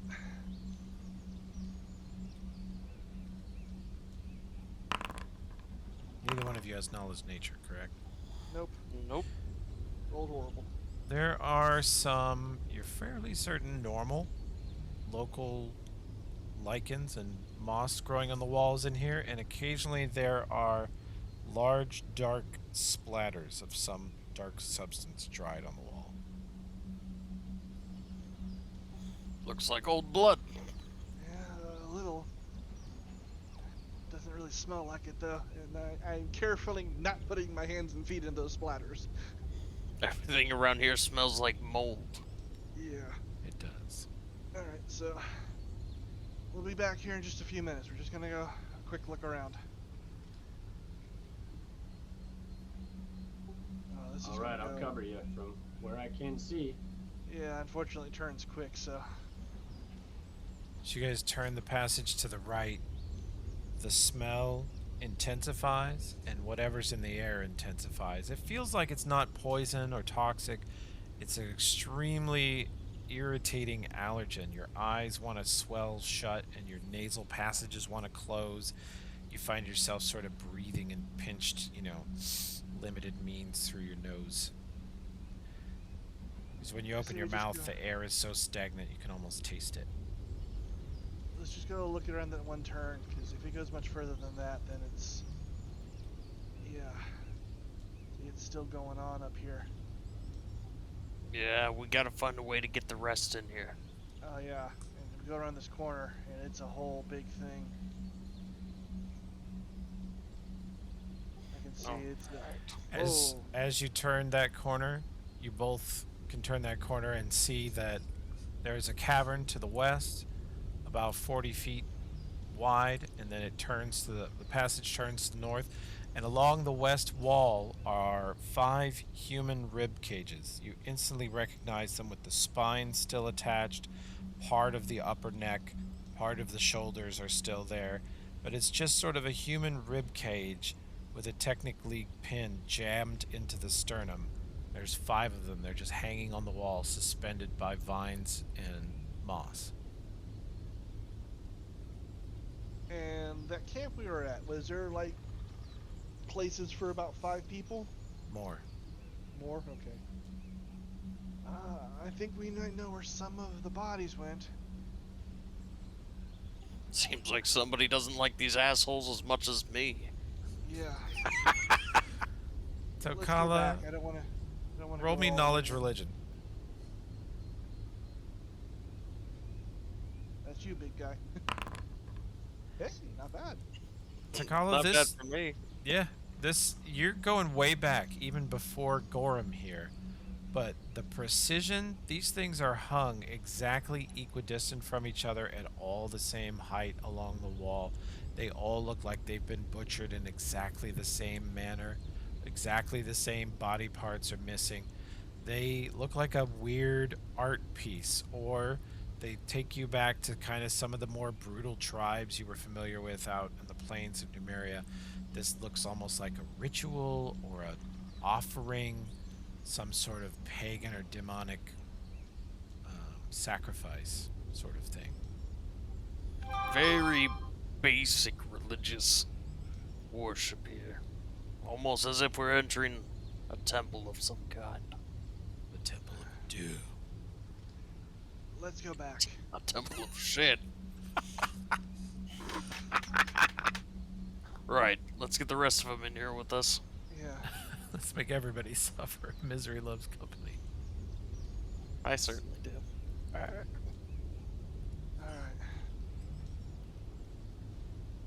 I almost So- forgot I need to heal up. I think we found some of those Miga. I think they might be here. My nose was going crazy in there, like allergies or something like that. You know, so I was thinking the fungal stuff, and there's rib cages with technically pins on it. And Takala says it's like almost like a really crude or old ritual. Unfortunately, that water kind of continues the whole way. I could see into, we went, what, 100 feet or so? And then I could see back into a further cave that was just all water. So, if we want to investigate, people are going to get wet. Do we have a spell to avoid that? Anybody? I have water walking. Oh, Crocodile does. I forgot about that. Hold on. How long does Airwalk wand last again? Probably a minute per level. That's the wand, so you know whatever minimum level is. Yeah. I feel like water walking would work on this. But I've got a wand of like 40 charges, so. Oh, of airwalk. Oh, no, Okay. 15 charges. Excuse me. I've used up most of it, but still. We can hit a couple of you guys with this, and that'll give us some time. At least go in, take a quick look around. We want to do that. Sure.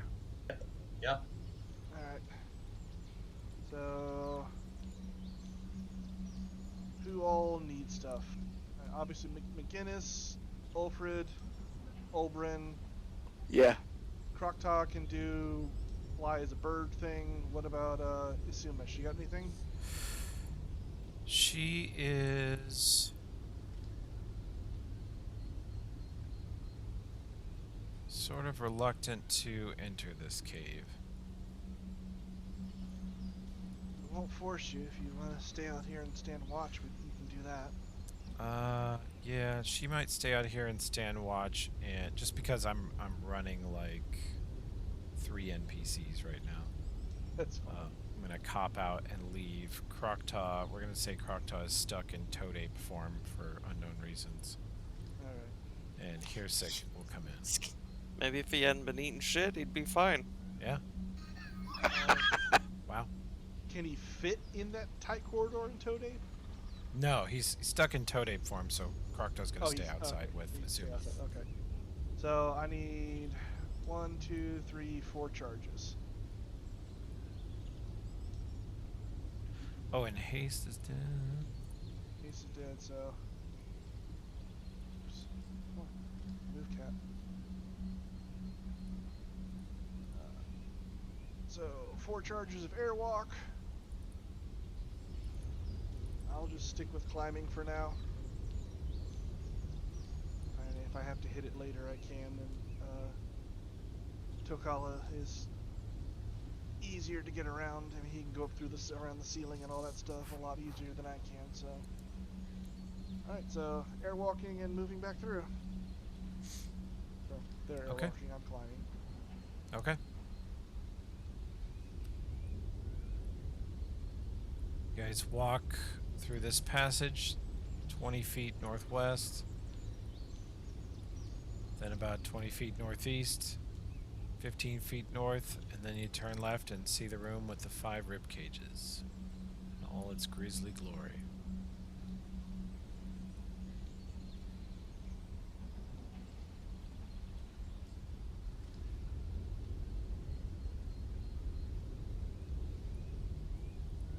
You're airwalking again. You can walk. You can go anywhere you want. I gotta stick to the edge because I'm using my climbing speed.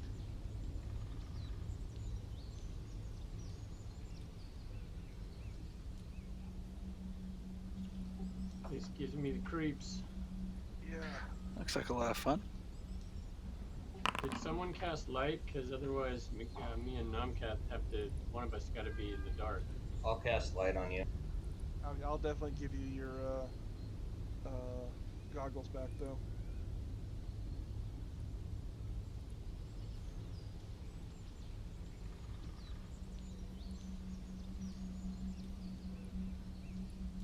Let's see, fix that. Okay.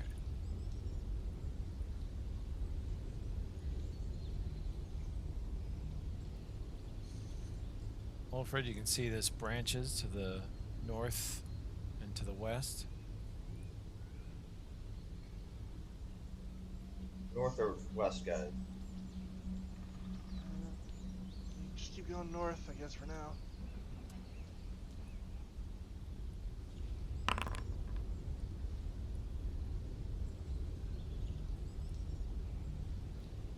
Kala playing with his bone again. He's gonna break off one of the rib bones and use it.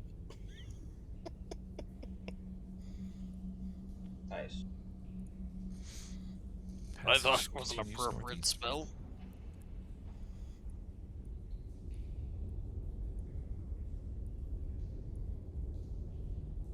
By this time, the smell is pretty thick, but you guys are also kind of getting used to it. You find that you're blinking a lot, and there's sort of crud accumulating at the corners of your eyes. Your noses are running a little bit.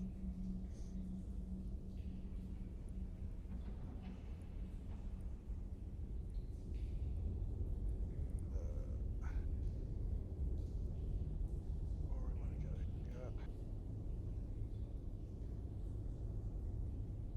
follow it south. Kind of keep winding around, or do we want to go Yeah. north from here? Let's just go north for now. Alright. We don't have to cross.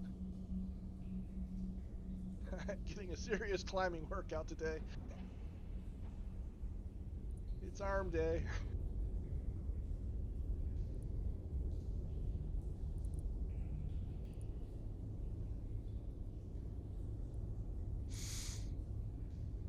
Okay.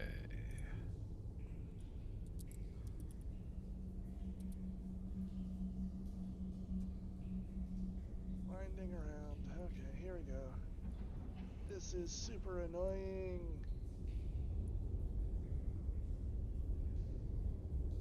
Hasn't anyone ever heard of straight lines?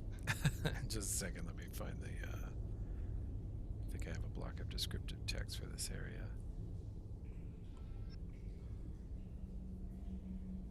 Okay.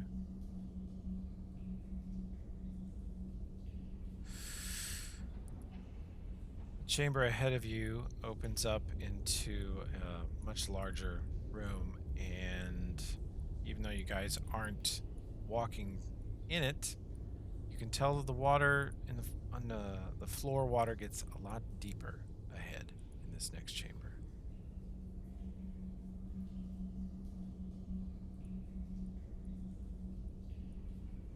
Gross. You think there's one of those fish monsters in there? Nah, there's no way I could get in here. Maybe I was born in the cave. It's still too small. Maybe they have legs that we just didn't see. Also in here, the ceiling opens up to about 30 feet above. The floor and the walls are caked with a layer of fuzzy green mold. Along the southern wall, there's a ledge about 20 feet above the ground. Seems relatively clear of fungal growth. Looks clear. Go check it out, someone. Okay. I'm sure you'll be fine. Why I'm don't you go always check it- fine. Yeah. It'd be easier for you to get over there, Takala. Why don't you go check it out? You look tired now, Kath. If it's Yeah. safe, you should go up there and take a break. McGinnis gets out Justice because it's got a little bit of a better range. I'm gonna climb up to that ledge, go check it out. Okay.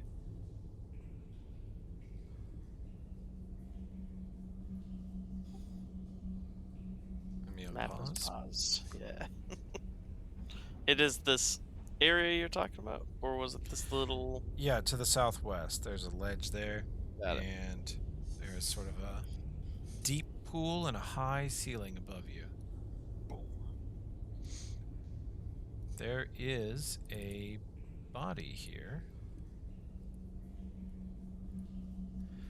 You see a body clad in chainmail, missing part of its right arm, and it's slumped up here on the ledge. It has some equipment laying around it. Seems fine. You guys can come up, take a look. Alright. I'm gonna start rifling through its pockets.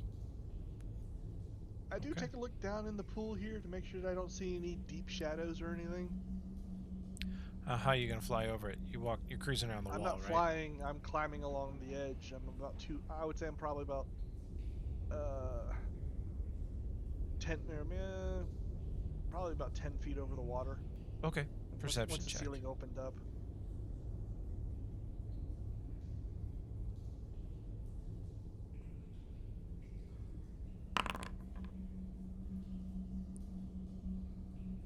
McGinnis perception check and Olbrin.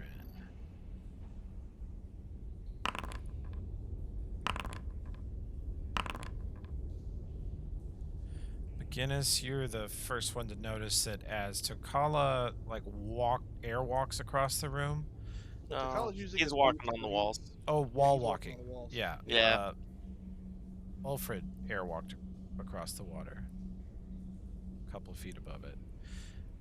As people move through the room, there's just the subtlest shift in the water, as if the surface of the water sort of swells towards any passing creature. Very subtle. I think I'm gonna stay on this side, fellas. Alright. Something in there. I don't like it. There's a bit of a ledge up there. You guys want to take a look at this guy? Yep. Yeah. Okay. He's got what looks to you like Technic League chainmail, Technic League badge, a different type you've never seen before. He's got a red keycard, flashlight, a lighter, universal power adapter.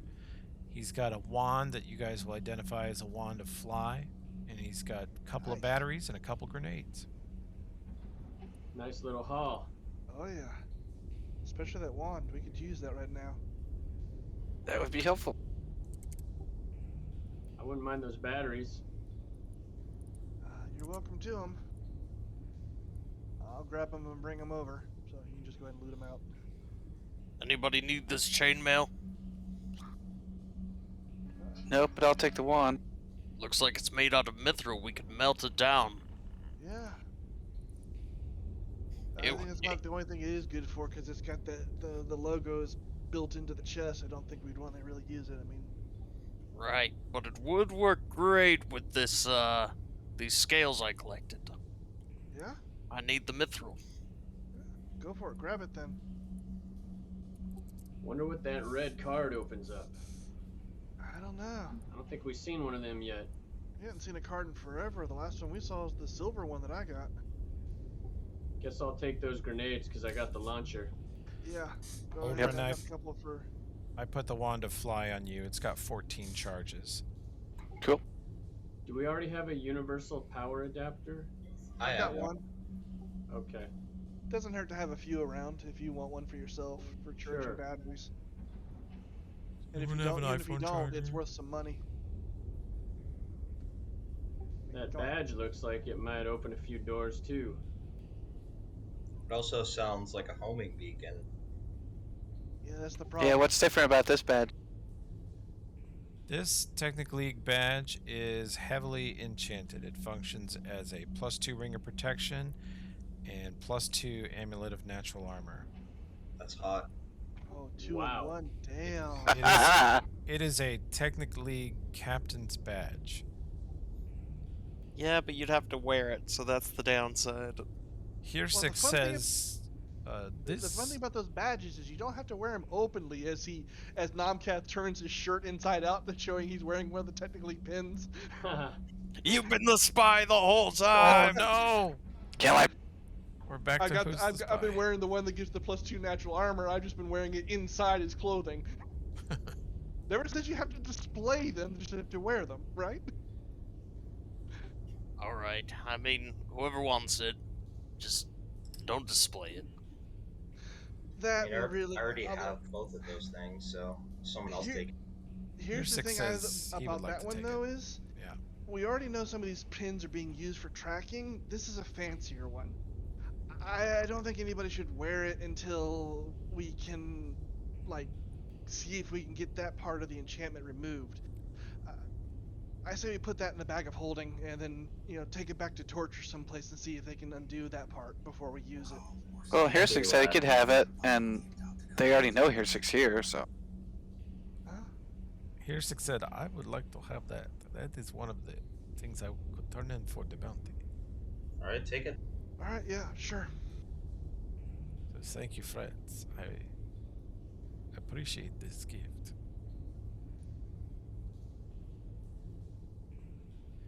Okay.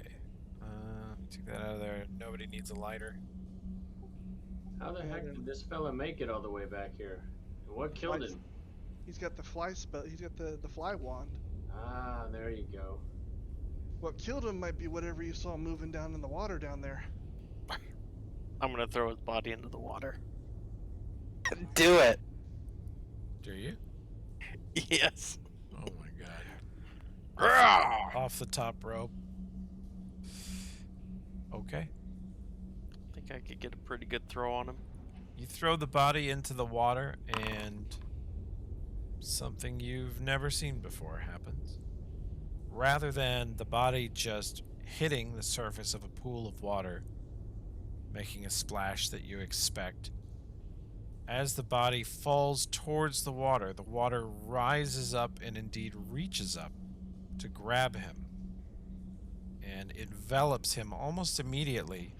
There's no sound of splash. There's barely a ripple on the pond after a couple of seconds, and the body is pulled deep into the pool immediately and is out of sight. Yeah. So That ain't the normal. whole pool is a creature, not just a yeah. creature in the pool.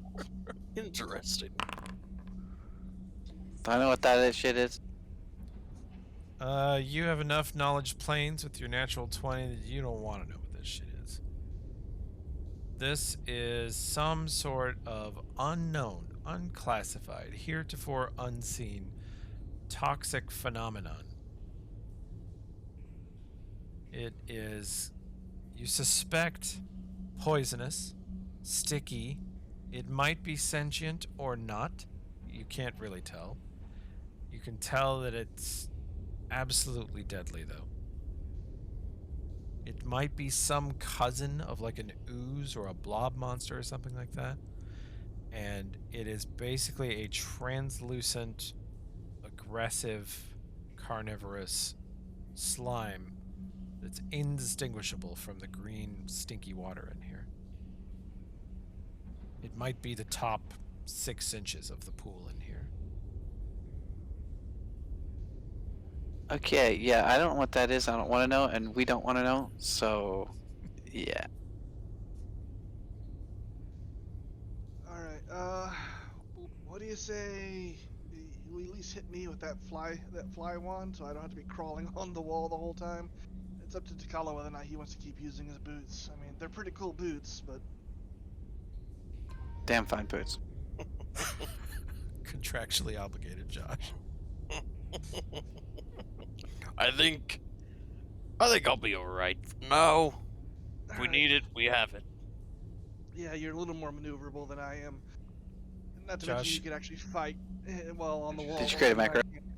Yeah, WFLY. There you go. Spent a charge. Alright. Boys, Now want I me just- to smack the water? Nah. Let's just nah. As I scoot up by the ceiling as I'm going by, well out of range. Alrighty, let's continue on. Yep. I'm just gonna try and just speed back to the corner. Okay. I don't think we're gonna run into anything. We leave the blob room. Yes. Do We we- already Any off- more explosive? What would happen if we threw that into the pool? Very I got little several fun. explosives actually, but I don't feel like wasting them here. I'm assuming we just get ooze on us and it kills us anyway. That would be my thought.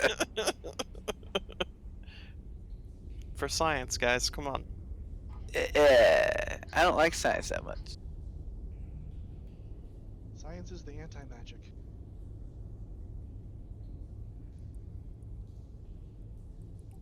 We gonna take the other passage up here, or are we going back south? South. There is no other path. I mean, I thought there was a westward one we didn't go down. all the That's way back- that's where we came. yeah, all the way. Oh, okay. I'm sorry. I There- can't look at the map. Don't get angry. No, there is a western passage you have not been down. That is not the way you came. See? I can see the map. But that was two turns ago, so. Proceeding cautiously forward. Sounds like you're committed to this path. Can't keep See, Momcath under control. See, Or I we're just promised no committed. dungeons this book, but I didn't say no caves. At least there's not traps every 10 feet. True. I mean, stick your foot in that water. No, thank you. Okay. Ooh, wait a second here. There's a little bit of dry land there, and a long, narrow passage to the north that goes apart from the water. That also appears to be dry. Yeah? I'll keep following the water or head up the dry path. Let's try the dry path. Alright. It's gonna be a bit of a squeeze for Takala and Ulfred, but Thanks, Kenny boy. It's a good point. Can we get through here? It is very narrow. You have to turn sideways and you can't move very well, but you can get through. You will be treated as squished if you get in a fight in here. That's squished. That's not a real thing in Pathfinder. I should widen this is. path. Huh. I'll just shave a little off the edges, you know. Just a little off the edge. Just give this rock passageway a haircut. He's got a mithril chainsaw, so You're back over green, soupy, stinky water again here, and the passage opens up into a huge chamber to the west. And let's see. Here, I'll get everybody up here so you can all see. We get McGinnis. And you can see this passage has some dry parts to the north and south. It goes about 100 foot west. The cavern opens up to be about 20 foot high ceilings. It's a much bigger, more open space. And you will all notice a sort of movement coming out of the walls on either side. Coming straight out of the moss on either side are long, reaching, bladed tentacles, and you can roll initiative.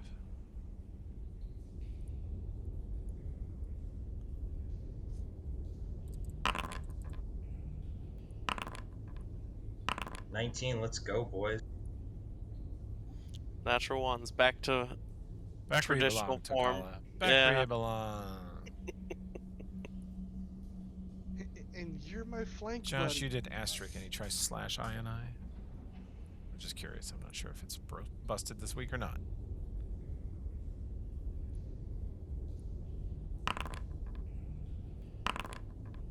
Oh yeah, it worked. You got a 17. Okay.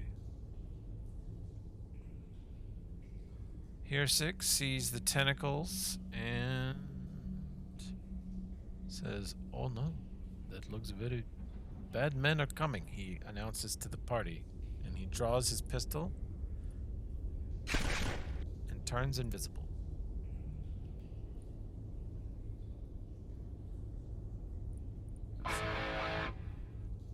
That is his turn. McGinnis. I don't see any threat, right? I just see these Not yet. tentacles. He's gonna draw justice and hold. I'll just hold until I see Okay. something to shoot. Okay. You can call that a delay, probably. Nomcath, anything you want to do? Yeah, I'm going to. If you will unpause. Pull back because the thieves should never be. Oh, there's Ulfred. Okay, I'll just move back here then. And Kirsig said men are coming, not bad things, but bad men. Well, he saw the tentacles moving in the wall and said basically bad things. Oh, okay. He didn't mean to And imply are men. these plant tentacles or? They look like a couple foot long, rubbery. They almost look like rope with strange grappling hooks at the end, but they move in such a way that they're clearly a living thing. Then I guess I will just stay there, draw my blades, and I will put myself in defensive to start with right now because I don't know where they're going to come from or what. I'll be fine. I'll go full defense this round. Okay.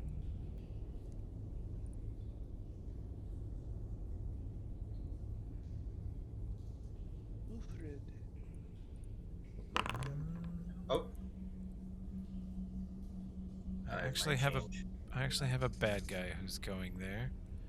There is a emerging creature. You see the living version of the fungus monster you saw dead in the woods a couple days ago.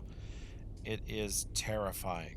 It is just a armored, floating mass of tentacles, and you feel it looking at you as if it's looking through you, but it floats across the room towards the party and ends about 30 feet in front of Ulfrid. And then I have another turn.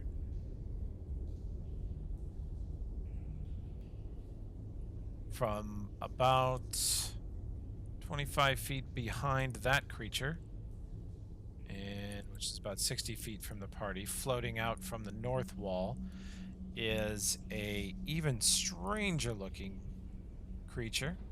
You're not sure what it is. It has a bulbous head sticking out of a bipedal body with long arms clutching what looks like a magic staff, long insectoid wings coming out of its back, and a long bug's body with multiple limbs sticking out of the bottom. It looks like a strange insect-plant hybrid, other than the fact that it is wielding a magical staff. And it floats out of the moss on the side of the room into the center of the room and waves its strange rubbery insect arms in such a way that you instantly recognize as spellcasting. Here we go. And this entire end of the room fills with a strange, thick gas. It's like the smell you've been smelling, but much, much, much more intense. And it is fog. Let's see, I need a... There we go, that's what I need. Nope.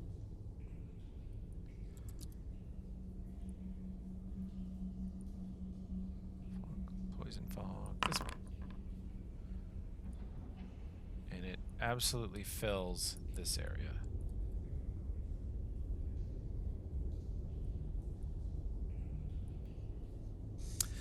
Nomcath, that is a fail. Ulford, that's a success. McGinnis, that is a fail. Need a fort save from Olbrin. And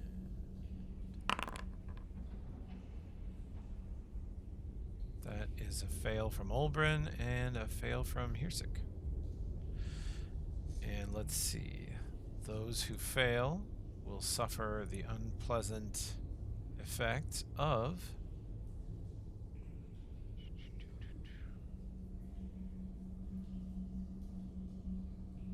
okay, I gotta look this one up because it's bad. Blinding sickness.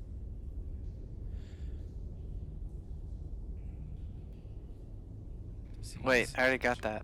Now, Josh. If you failed your save, let's see. Ooh. Let's see. Well, we have to see. Roll 1d4. You guys are hoping for 2 or less. That's a 1.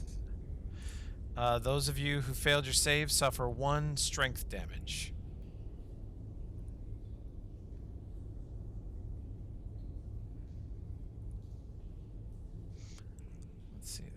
Immediate effects.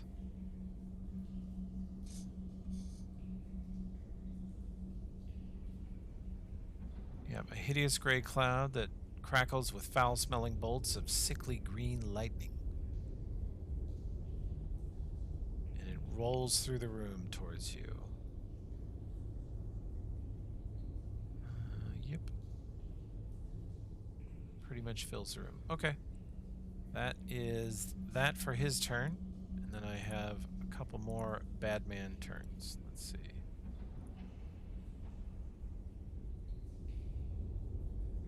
This creature flies forward and attacks Nomcath with a claw. It sort of rips, I use the grappling hook sound for a reason. It sort of shoots its tentacles straight out very suddenly, violently, and the claw latches onto your flesh, and then it immediately retracts, rubber banding backwards, trying to tear a chunk of meat out of your body to pull back towards it. My base AC is 26, and I said I was going to be fighting defensively this turn, so I think that only gets a +4, right? So that would do Yeah. it. Your AC is awesome, but it rolled really good. It rolled 17. Okay, and then one more Badman turn. Since it hit, does it do anything like drawing it closer or anything? No. But it attempts to sink that hook farther into you. You feel the hook boring into your body after it claws you. And you take 2 con damage. Yikes. There's no save on that because it says save right here. Yeah, you get a fort save. You made it. You So I feel don't take it the con. burrowing into your body. No, you take the... You don't take any of it, I don't think. Yeah. Okay. Fort negates ability damage. All right. So I take the 2 damage, just not the ability damage. Yeah, correct. But you feel that little hook burrowing deeper and deeper into your body, and as long as it's attached to you, it gets to keep doing that on its turn, and it has many other tentacles. Ulfred. Alright. It's right next to me, so I whack it. That can mean a lot of things. I can see it alright, right? You can. Okay. Well, the fog, you're close enough, you're in melee, so the fog cloud. Let's see, what is Really? the mischance of fog cloud?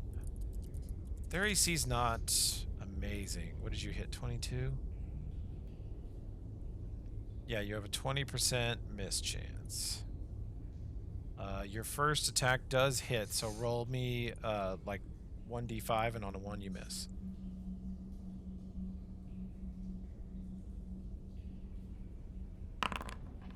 Oops, you missed because of the Great. fog.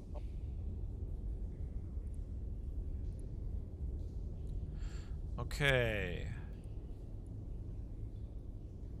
That's going to be Olbrin's turn.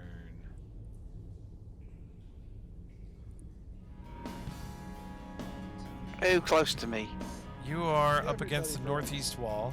Takala, Namkath, Ulfred, McGinnis are all right next to you. You're not sure where Hirsek is, but he's invisible, and you can hear him coughing.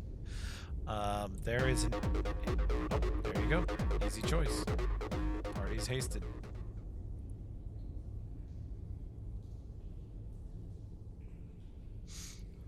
Anything else for this turn? No, I think that's all I can do right now, actually, without getting myself killed. Okay. You are up against the wall. The wall is northeast of you, adjacent. Tokala. Yeah, so southeast. there's not a way I can, like, get out of... Am I in range of anything?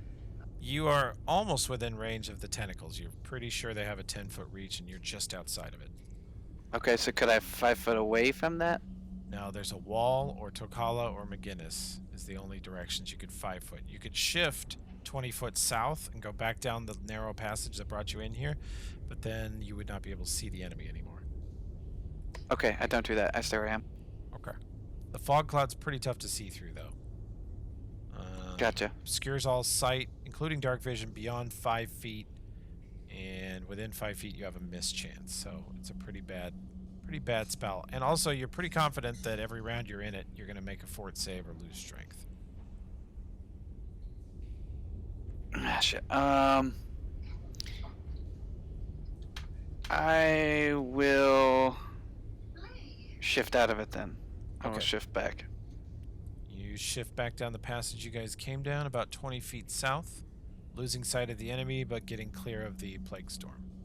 Okay. Okay.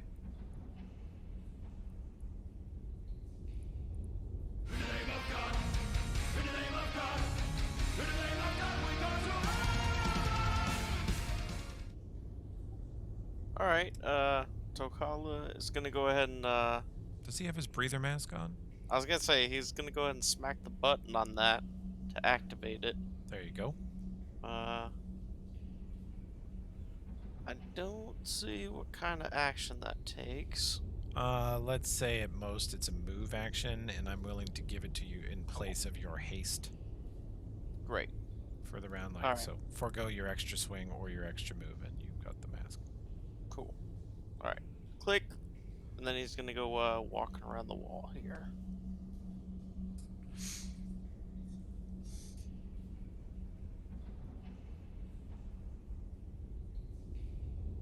Okay. So about there, I should be able to stumble into this creature. Yeah. Oh! Oh, Namkath. You move past Namkath, and you see Namkath furiously trying to cut or pull something out of his arm. You see it looks like a long black rubbery cable, and you just sort of follow it through the fog and see it's attached to a floating, armored, fungus-covered tentacle monster. Nice. Okay. Yeah, I guess I will attack the tentacle monster. You can see the tentacle that's attached to Namkath is sort of pulling and flexing like it's trying to just pump liquid out of him. Is there any way to cut that? You could attack the creature, or if you wanted to take a turn on a CMB, you could maybe attack just that tentacle. I don't think my CMB is going to be good enough to... I'll attack the creature. You think you could Let's do try to it, kill but it. with the chainsaw, you might just try to, yeah. Yeah, that's my plan. Just try to cut it up.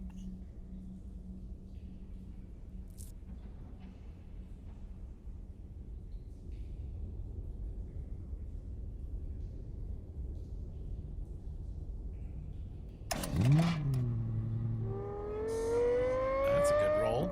That will definitely hit, and you slash into its body, sending little chunks of armor and fungus flying all over the place. Scott Alright. is Yep. flinging bits of it everywhere. Now, So you have the mischance. Yeah, you Oh, gotta yeah, roll me a this chance. 1d5. there you go.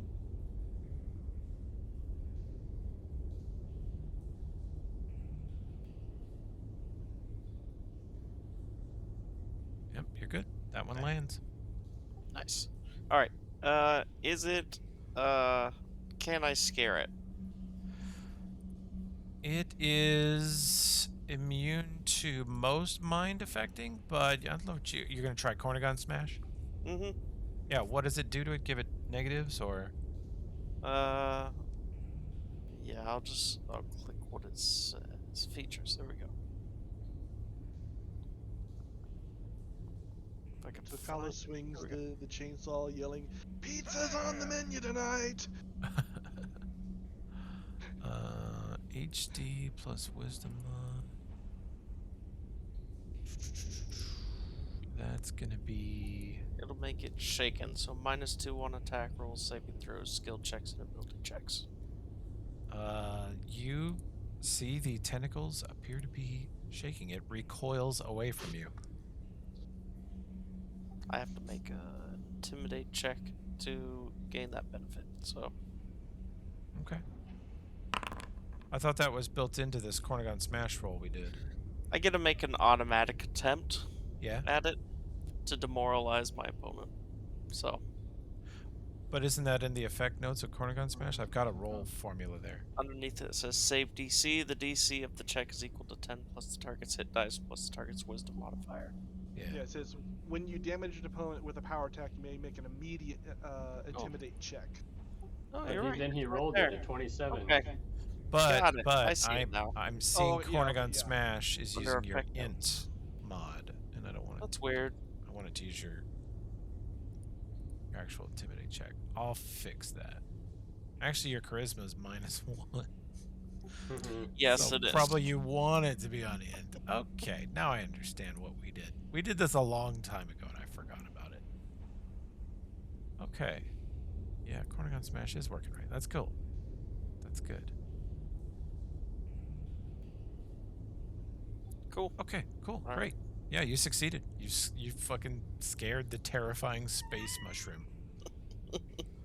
Did it? I'm the monster here.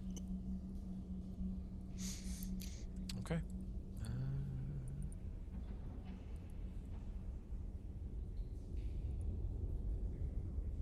My goodness. Alright, so Gavrilo's Noxious Veil grants me the ability to see normally through obscuring mist, fog cloud, solid fog, and acid cloud. Does that pertain to this spell? Initially, no, because I didn't know this spell existed. But by the power of Gavrilo, yes. You can see perfectly through it. That is incredibly helpful in this situation. It really is. For your gunslinger to be able to see through the plague storm. It does say, Plague Storm does say it functions as Fog Cloud. Yeah, I read that, so I thought maybe there's a chance. Yeah, I'll give it to you. I'm gonna light Gavrillo's, yeah. Gavrillo's the swamp been thing. a crucial member of this. He's still helping you guys out. Ever since he was skinned, he's become more helpful. Now see, Yeah. that's dark. Exactly. But not wrong. All right, I'm slinging lead at this one that everyone's engaged with, and if I'm so lucky as to drop it, I'll shift fire to the one south of it.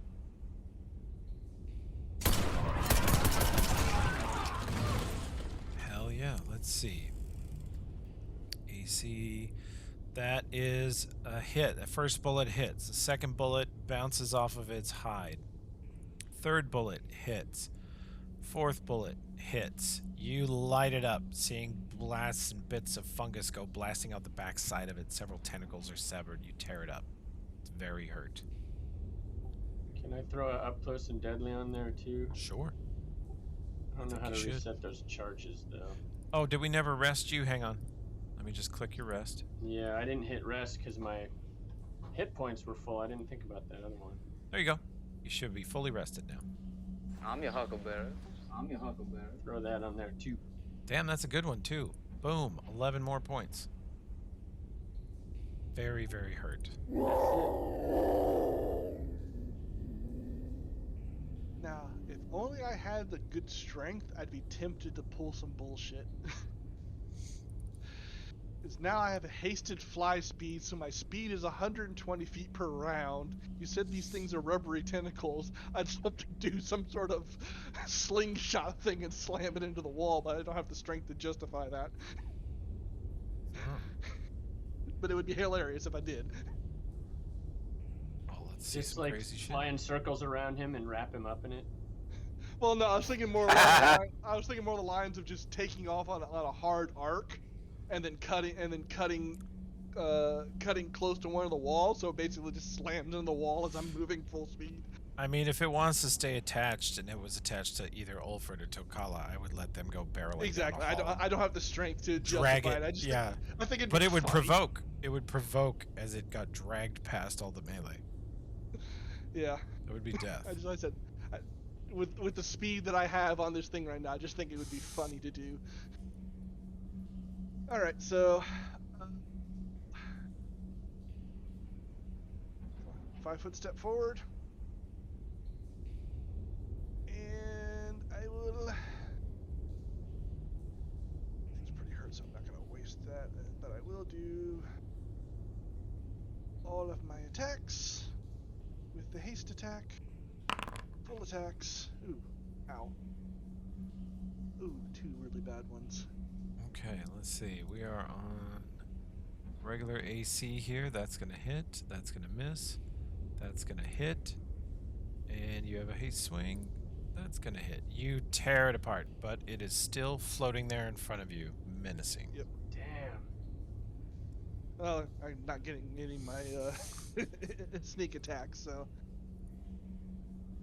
I don't do a whole lot of damage. This one comes floating in and sinks a tentacle into Ulfred.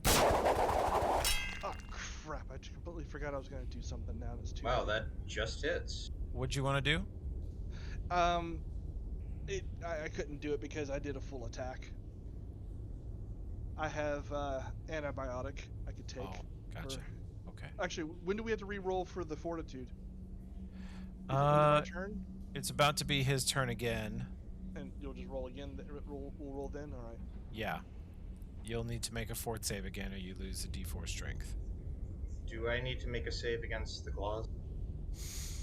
Yeah, I need to... Are you sure that hits you? I thought your AC was 35. 35, it doesn't. Yeah, it clanged off. You managed to block it with your shield. Jesus, 35. Yeah, Iron Skin is a ridiculous spell. Baller. Gee, good grief it is, yeah. He's a tanky boy. Okay, fort saves versus the enemy caster. It's made it. Nomcat, that's a fail. McGinnis, that's a fail. Here's your strength damage. Ow. Jesus. And it's a no. 4, which means you are now blinded. Oh boy. blinded on top of that. Great. Can't see through that. Oh, that reminds me, actually. I got 3 hits on that, right? Yeah? That means I got a... Oh, mischance. Yeah. Yeah. Everybody but McGinnis has the mischance. Now McGinnis does too. Okay, You're good. well, They hit. Yep.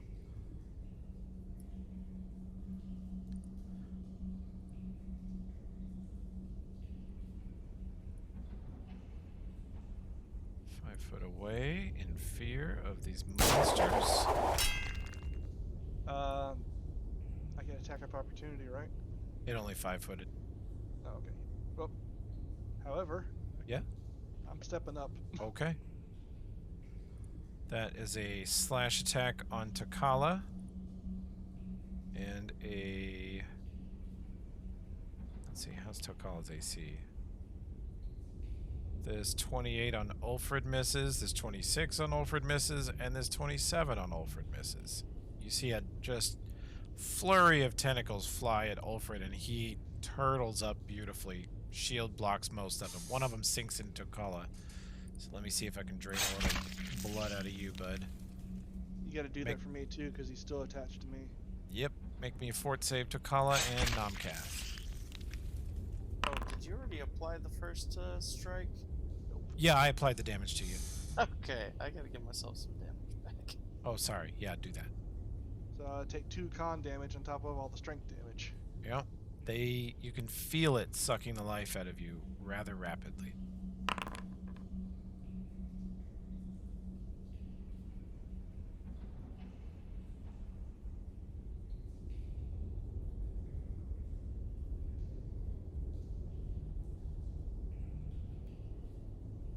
Takala, you need a fort save, not a con. No, my bad. Because you have an awesome fort. There you go. Yeah, you totally make it. You're good.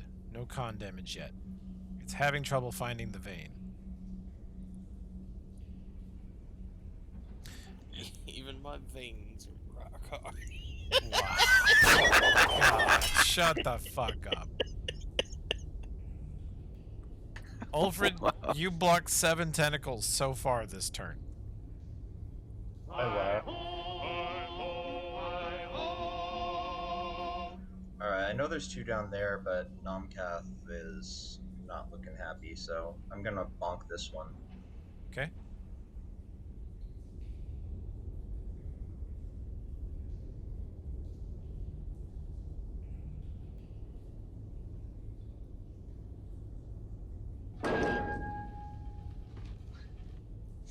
Roll me a mischance on that first one. And the second one, maybe. Really? First one misses. Do the second one.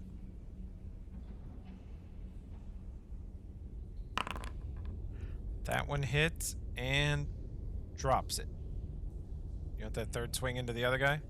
Please. Okay, do me a mischance.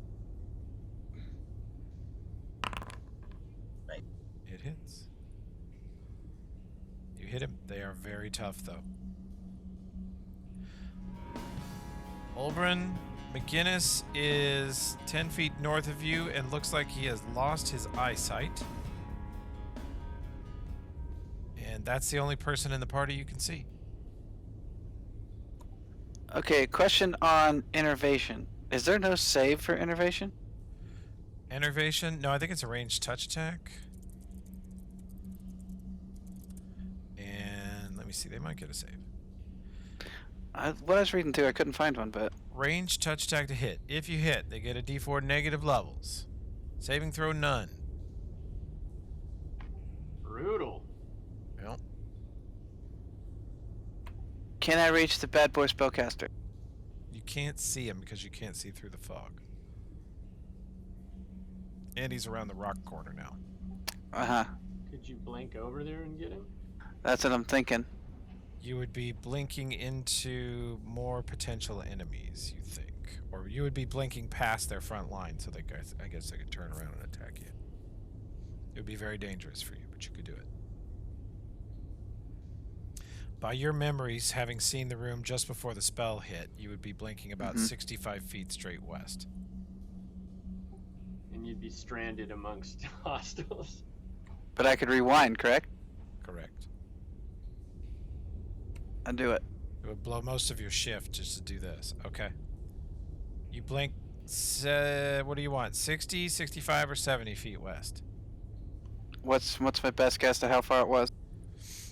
It's one of those three will put you right next to him. The enemy spellcaster, alien, bug monster. 65. Okay.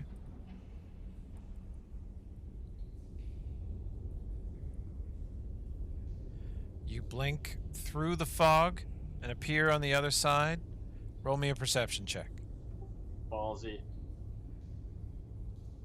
This guy's crazy. You immediately orient, and the bug does not. He is adjacent northeast of you, and you can roll knowledge planes.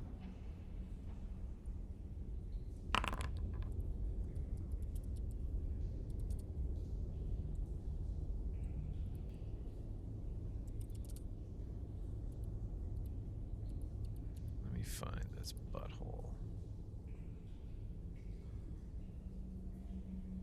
Name of your sex tape? Yep. 16 knowledge planes.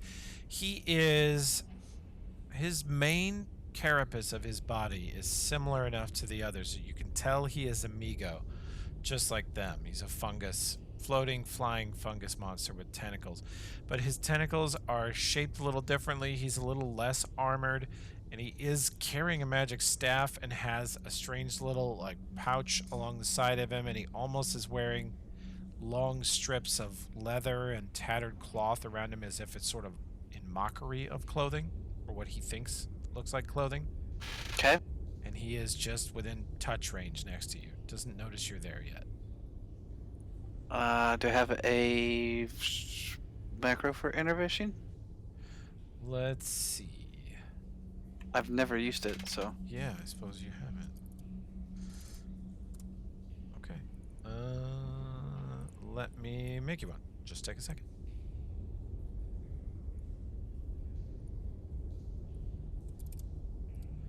Okay, save that. And then this. Oh, it does have a sound on it. Okay. ENN.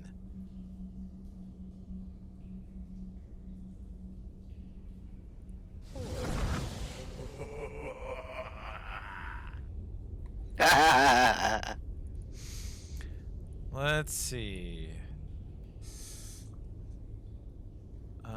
That is with that. He is flat-footed to you, otherwise you would have missed. Nice. He has...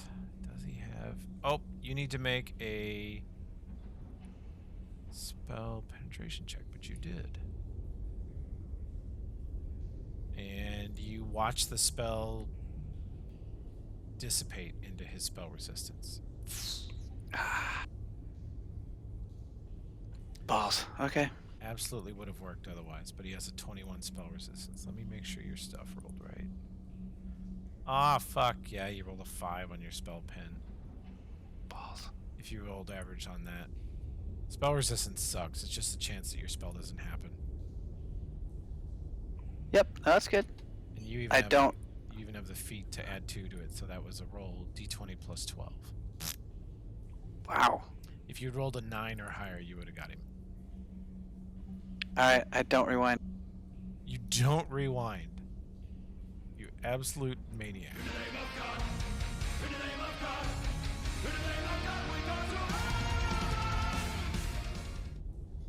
I don't have many options here, but the one who was stuck to me is no longer stuck to me, so True. I'm just gonna start walking along the wall until I see something else. Okay. Bye, Nomgath. I'm gonna move this corpse out of the way. When you get to about here, you'll see this other one here.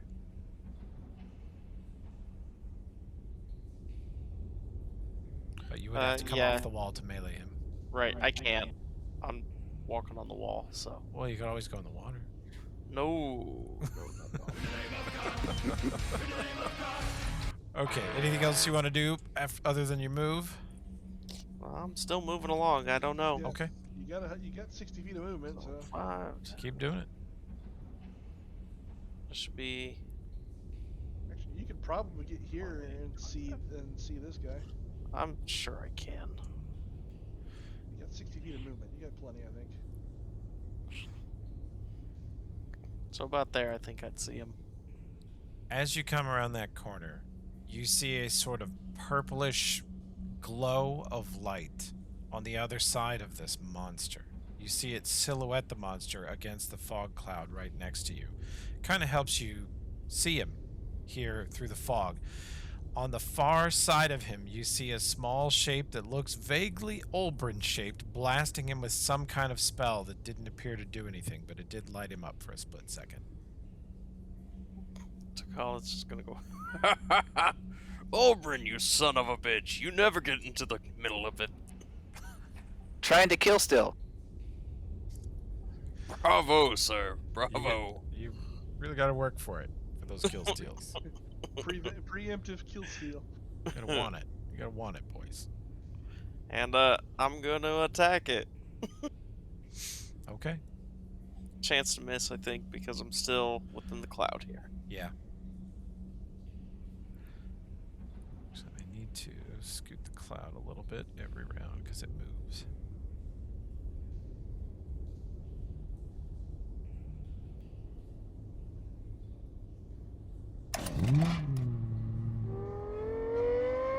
Roll that miss chance. You hit. You saw into its armored body. And you see bits of armor go flying, and you can't quite get through to its fleshy bits yet. It's extremely tough. Can I scare it? Did I actually hit it? Yeah, you hit it. Nice. Okay. Cornigan smash.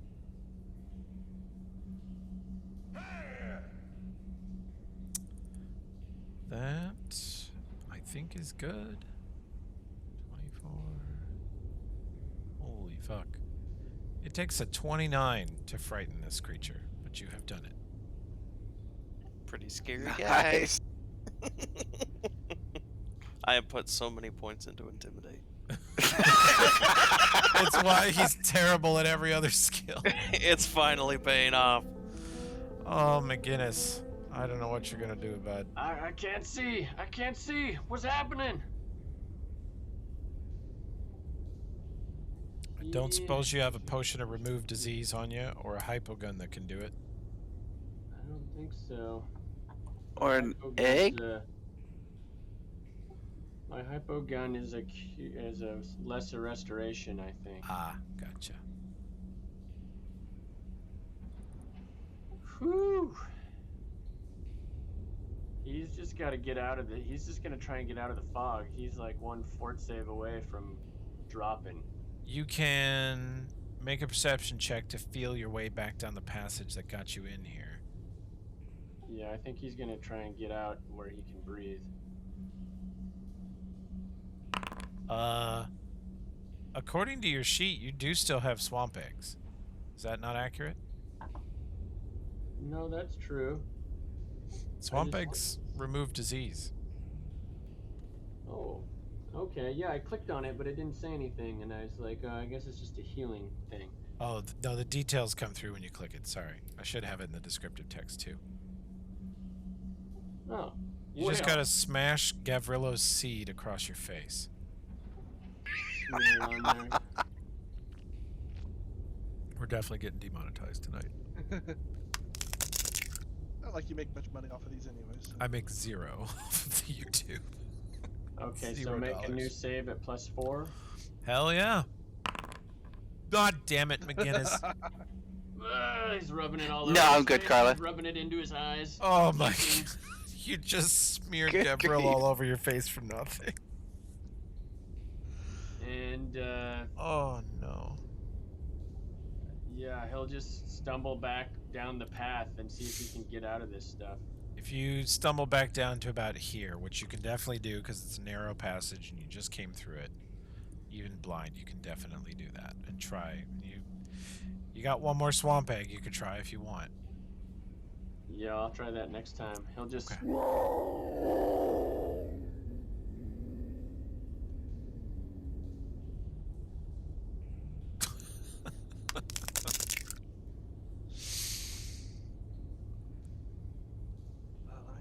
fort save and see if I can do better. Hey! You make it. There you go. That's a And I get 28 healed, fort too. save. And I get healed too, so I'll definitely take that. So You can now see again, but you know that you don't want to stay in this cloud too long. yep. So I am going to go.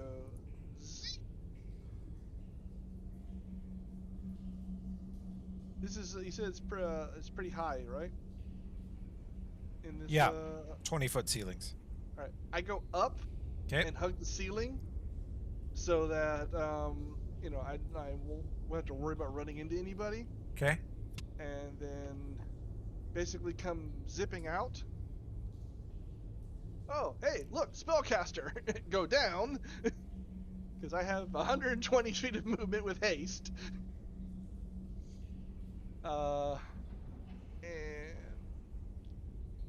basically be threatening because I've already used my action to use the swamp egg. So Okay. bing, I'm no longer blind. All right. Have fun, Ulfred. 5-foot hops, full attacks, Alfred. There's a 35. Yo. Yeah, but he's also got con from hell, so I don't have to worry about Then that. it tries to burrow in. His CMD is better than that, I think. 23, I think. His 25 right now. CMD is 25, so it does not successfully burrow into you. It is still attached, though. The big bad man. 5-foot hops away from the people climbing along the wall. Our new fort saves, right? Yeah, fort saves if you're still in it for really just Ulfred. Everybody else is kind of out of it. And I need to move the stank this way. Hold on, I step up. There you go. You step up.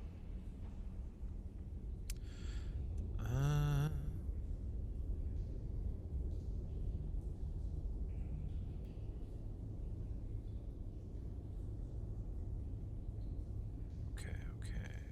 Ooh. That sounds terrible. Just looking at my choices here.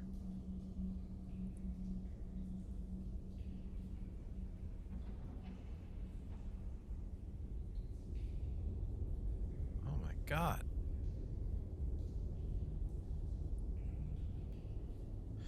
Okay. Concentration check. Made it. Nomcath, make a fort save versus flesh worm infestation. Oh, yay. What the hell? Failed. Nope.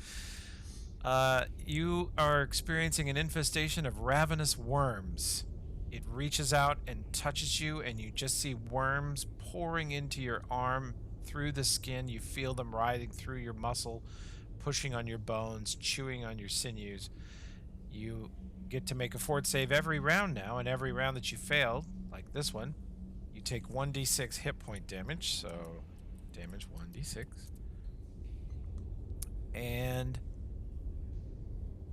looks like 2 points of dex damage, and you are staggered on your next turn. Oh, joy. Brutal. Yeah, I'm up to 9 points of attribute damage so far.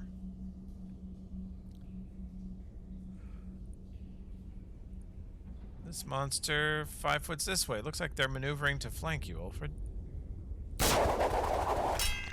That's a miss, miss, miss, miss. As you go into ultra defense mode with that shield and iron skin.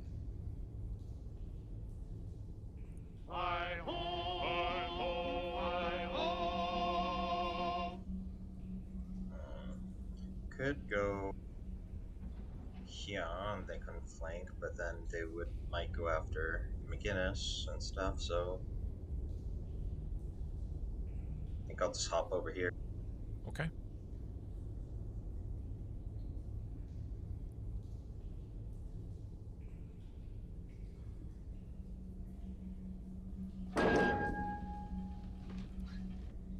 is a hit, miss, hit. So give me 2 miss chances.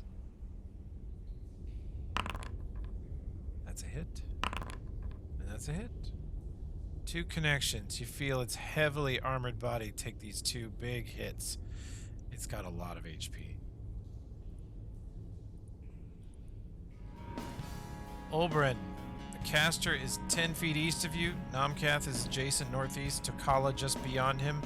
Ulfred's in a death battle with just an entire library of hentai videos about 50 feet east. I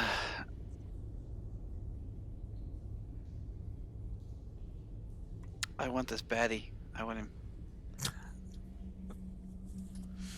You could enervate him again. He's right in front of you. Just need to Yeah, roll non-pitiful She's rolling spell on pen pull- check. Ah, exactly. Ooh, please no hurt me, senpai, says Ulfred. That's disturbing. Damn it! That is a hit with the range touch and a fail on the spell pen. Son of a Because bitch. you rolled even worse this time. A 2. Great. I'm doing great.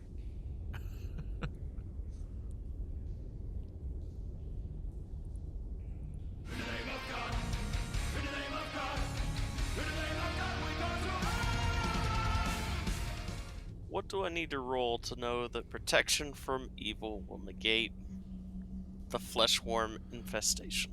Spellcraft would be great. Well, boy, I'm so good at that. It's not even on my list. I can open up my whole character sheet. Do you have any ranks in it? Nope. Then you stand no chance of knowing that. Okay, great. Then, sorry, Namkath. I can't help you. Would I be able to tell him, Toby? Sure. Roll me a spellcraft check, Josh. You saw him cast it. SPL. Ooh, 29. Yeah. You saw him cast Fleshworm Infestation, and you are aware that Pro Evil can counter it. Tokala, if you can cast Pro Evil, you might be able to help Namkath. Well, good. I've actually prepared that one for some reason today. We've been running into a lot of ghosts lately.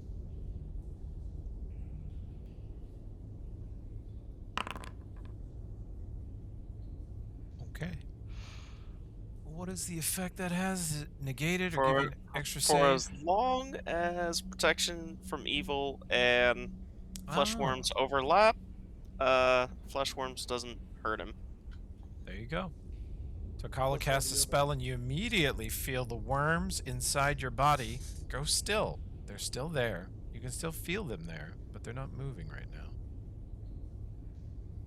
Plus all the other bonuses of protection from evil. 2 AC and saves. Although it's deflection AC, so it doesn't stack with Ring of Prod, I think. I only got a +1 ring of prod, so There you go. Improved AC. And I think that's it for me.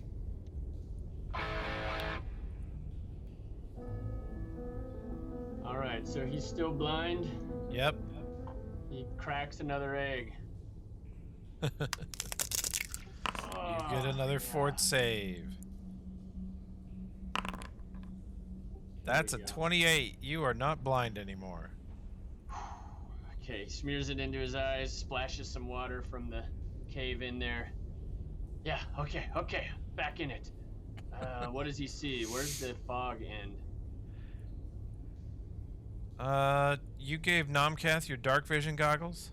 no, I gave it back to He him. gave him back. You gave him back. Okay. And Ulfred's doing light, so Yeah. Okay, cool. Well, perception check, McGinnis.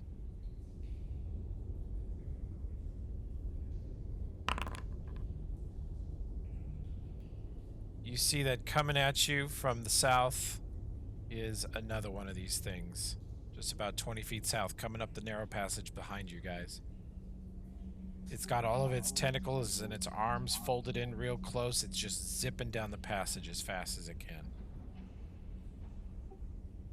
Zoinks!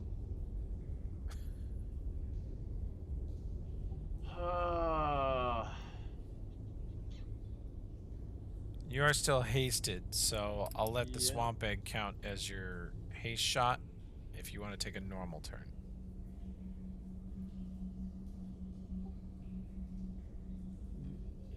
As I recall, when I read this spell of this awful fog cloud, Yeah. it said that it sort of settles, like it's heavier than air. It is moving. Yeah, it actually moves. It's moving to the northeast. Is there headroom? Like, is it only 8 feet tall, 10 feet tall, but the ceiling's 20 feet tall? If I could fly, could I get above it? In the big room, maybe. Actually, in the big room, it's moving out of the big room. Unfortunately, this hairpin turn 10 feet to the north of you, it is still there, but it will be gone from there in another round or so. Well, he's got to get out of here. He's just gonna run. He splashes the goo in his face, bats his eyes, looks around, blinks. Okay, back in the fuck. And he sees this thing come stomping towards him, and he runs the other direction with whatever 60 feet will get me. Okay. I'm a little laggy, so here we go. You know that will run you past 2 of the tentacle monsters who will get AOs. Like, you'll be running from one of them through 2 of them. So you'll either have to end your turn in the poison here. He's gonna try and squirm past him. Well, you also have airwalk, so you can go up. You have acrobatics? I have a shit ton of acrobatics. But yeah, tell me about this airwalk. I can actually like climb stairs of air. Exactly. Huh. You can go up at about a 45-degree angle. You can go up, but they have a 10-foot reach. They can reach, and they're flying like 8 or so feet off the ground. Like, they can reach the ceiling. There's no way to get past them with airwalk, but acrobatics could get you past them. Although I've got a juicy acrobatics. I'm gonna try it. they have a good CMD. So you Yeah. need to get like high 20s on your acrobatics. I'm like a freaking plus 20 something because of I put a rank in it every time. I got a lot of decks, and then I've got those boots, those slippers. Oh yeah. Yeah, so I got a lot. I'm gonna try it. Give it a shot.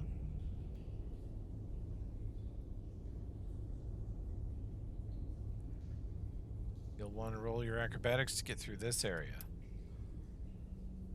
15.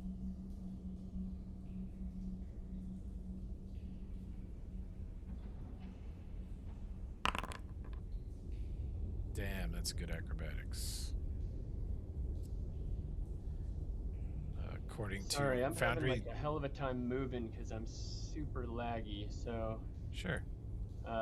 maybe You can get all the way over here if you wish. Yeah, I just want to. He's just kind of bobbing and weaving, trying to get out of that cloud, and he'll go the full 60 to wherever that can take him.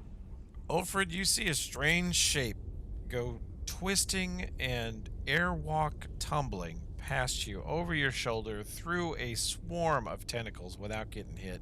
You think it might have been McGinnis, but you're not sure. You've never seen him move like that. What in the bollocks was that? You want to warn him that there's going to be another one coming up his ass in a minute? We got company, another one coming. Haha, good. All right. Pretty good squirrely turn there, McGinnis. Yeah, that. Toby, A lot worse. Yeah. I gotta go, but We're going to quit here in a second, but because we're at stop time. Okay. Yeah. So, Move. shall we just pause here between McGinnis and Nomcath's turn? Can we all remember that? Yeah, I can. Foundry will. Yeah. I'm yeah. going to leave. Foundry will stay just like this. Cliffhanger. Do that. Cool. Yeah, these things are awful, but you guys are doing well. I thought I was toast, man. I'm I thought I had still you too. alive. I thought you were so boned. All right.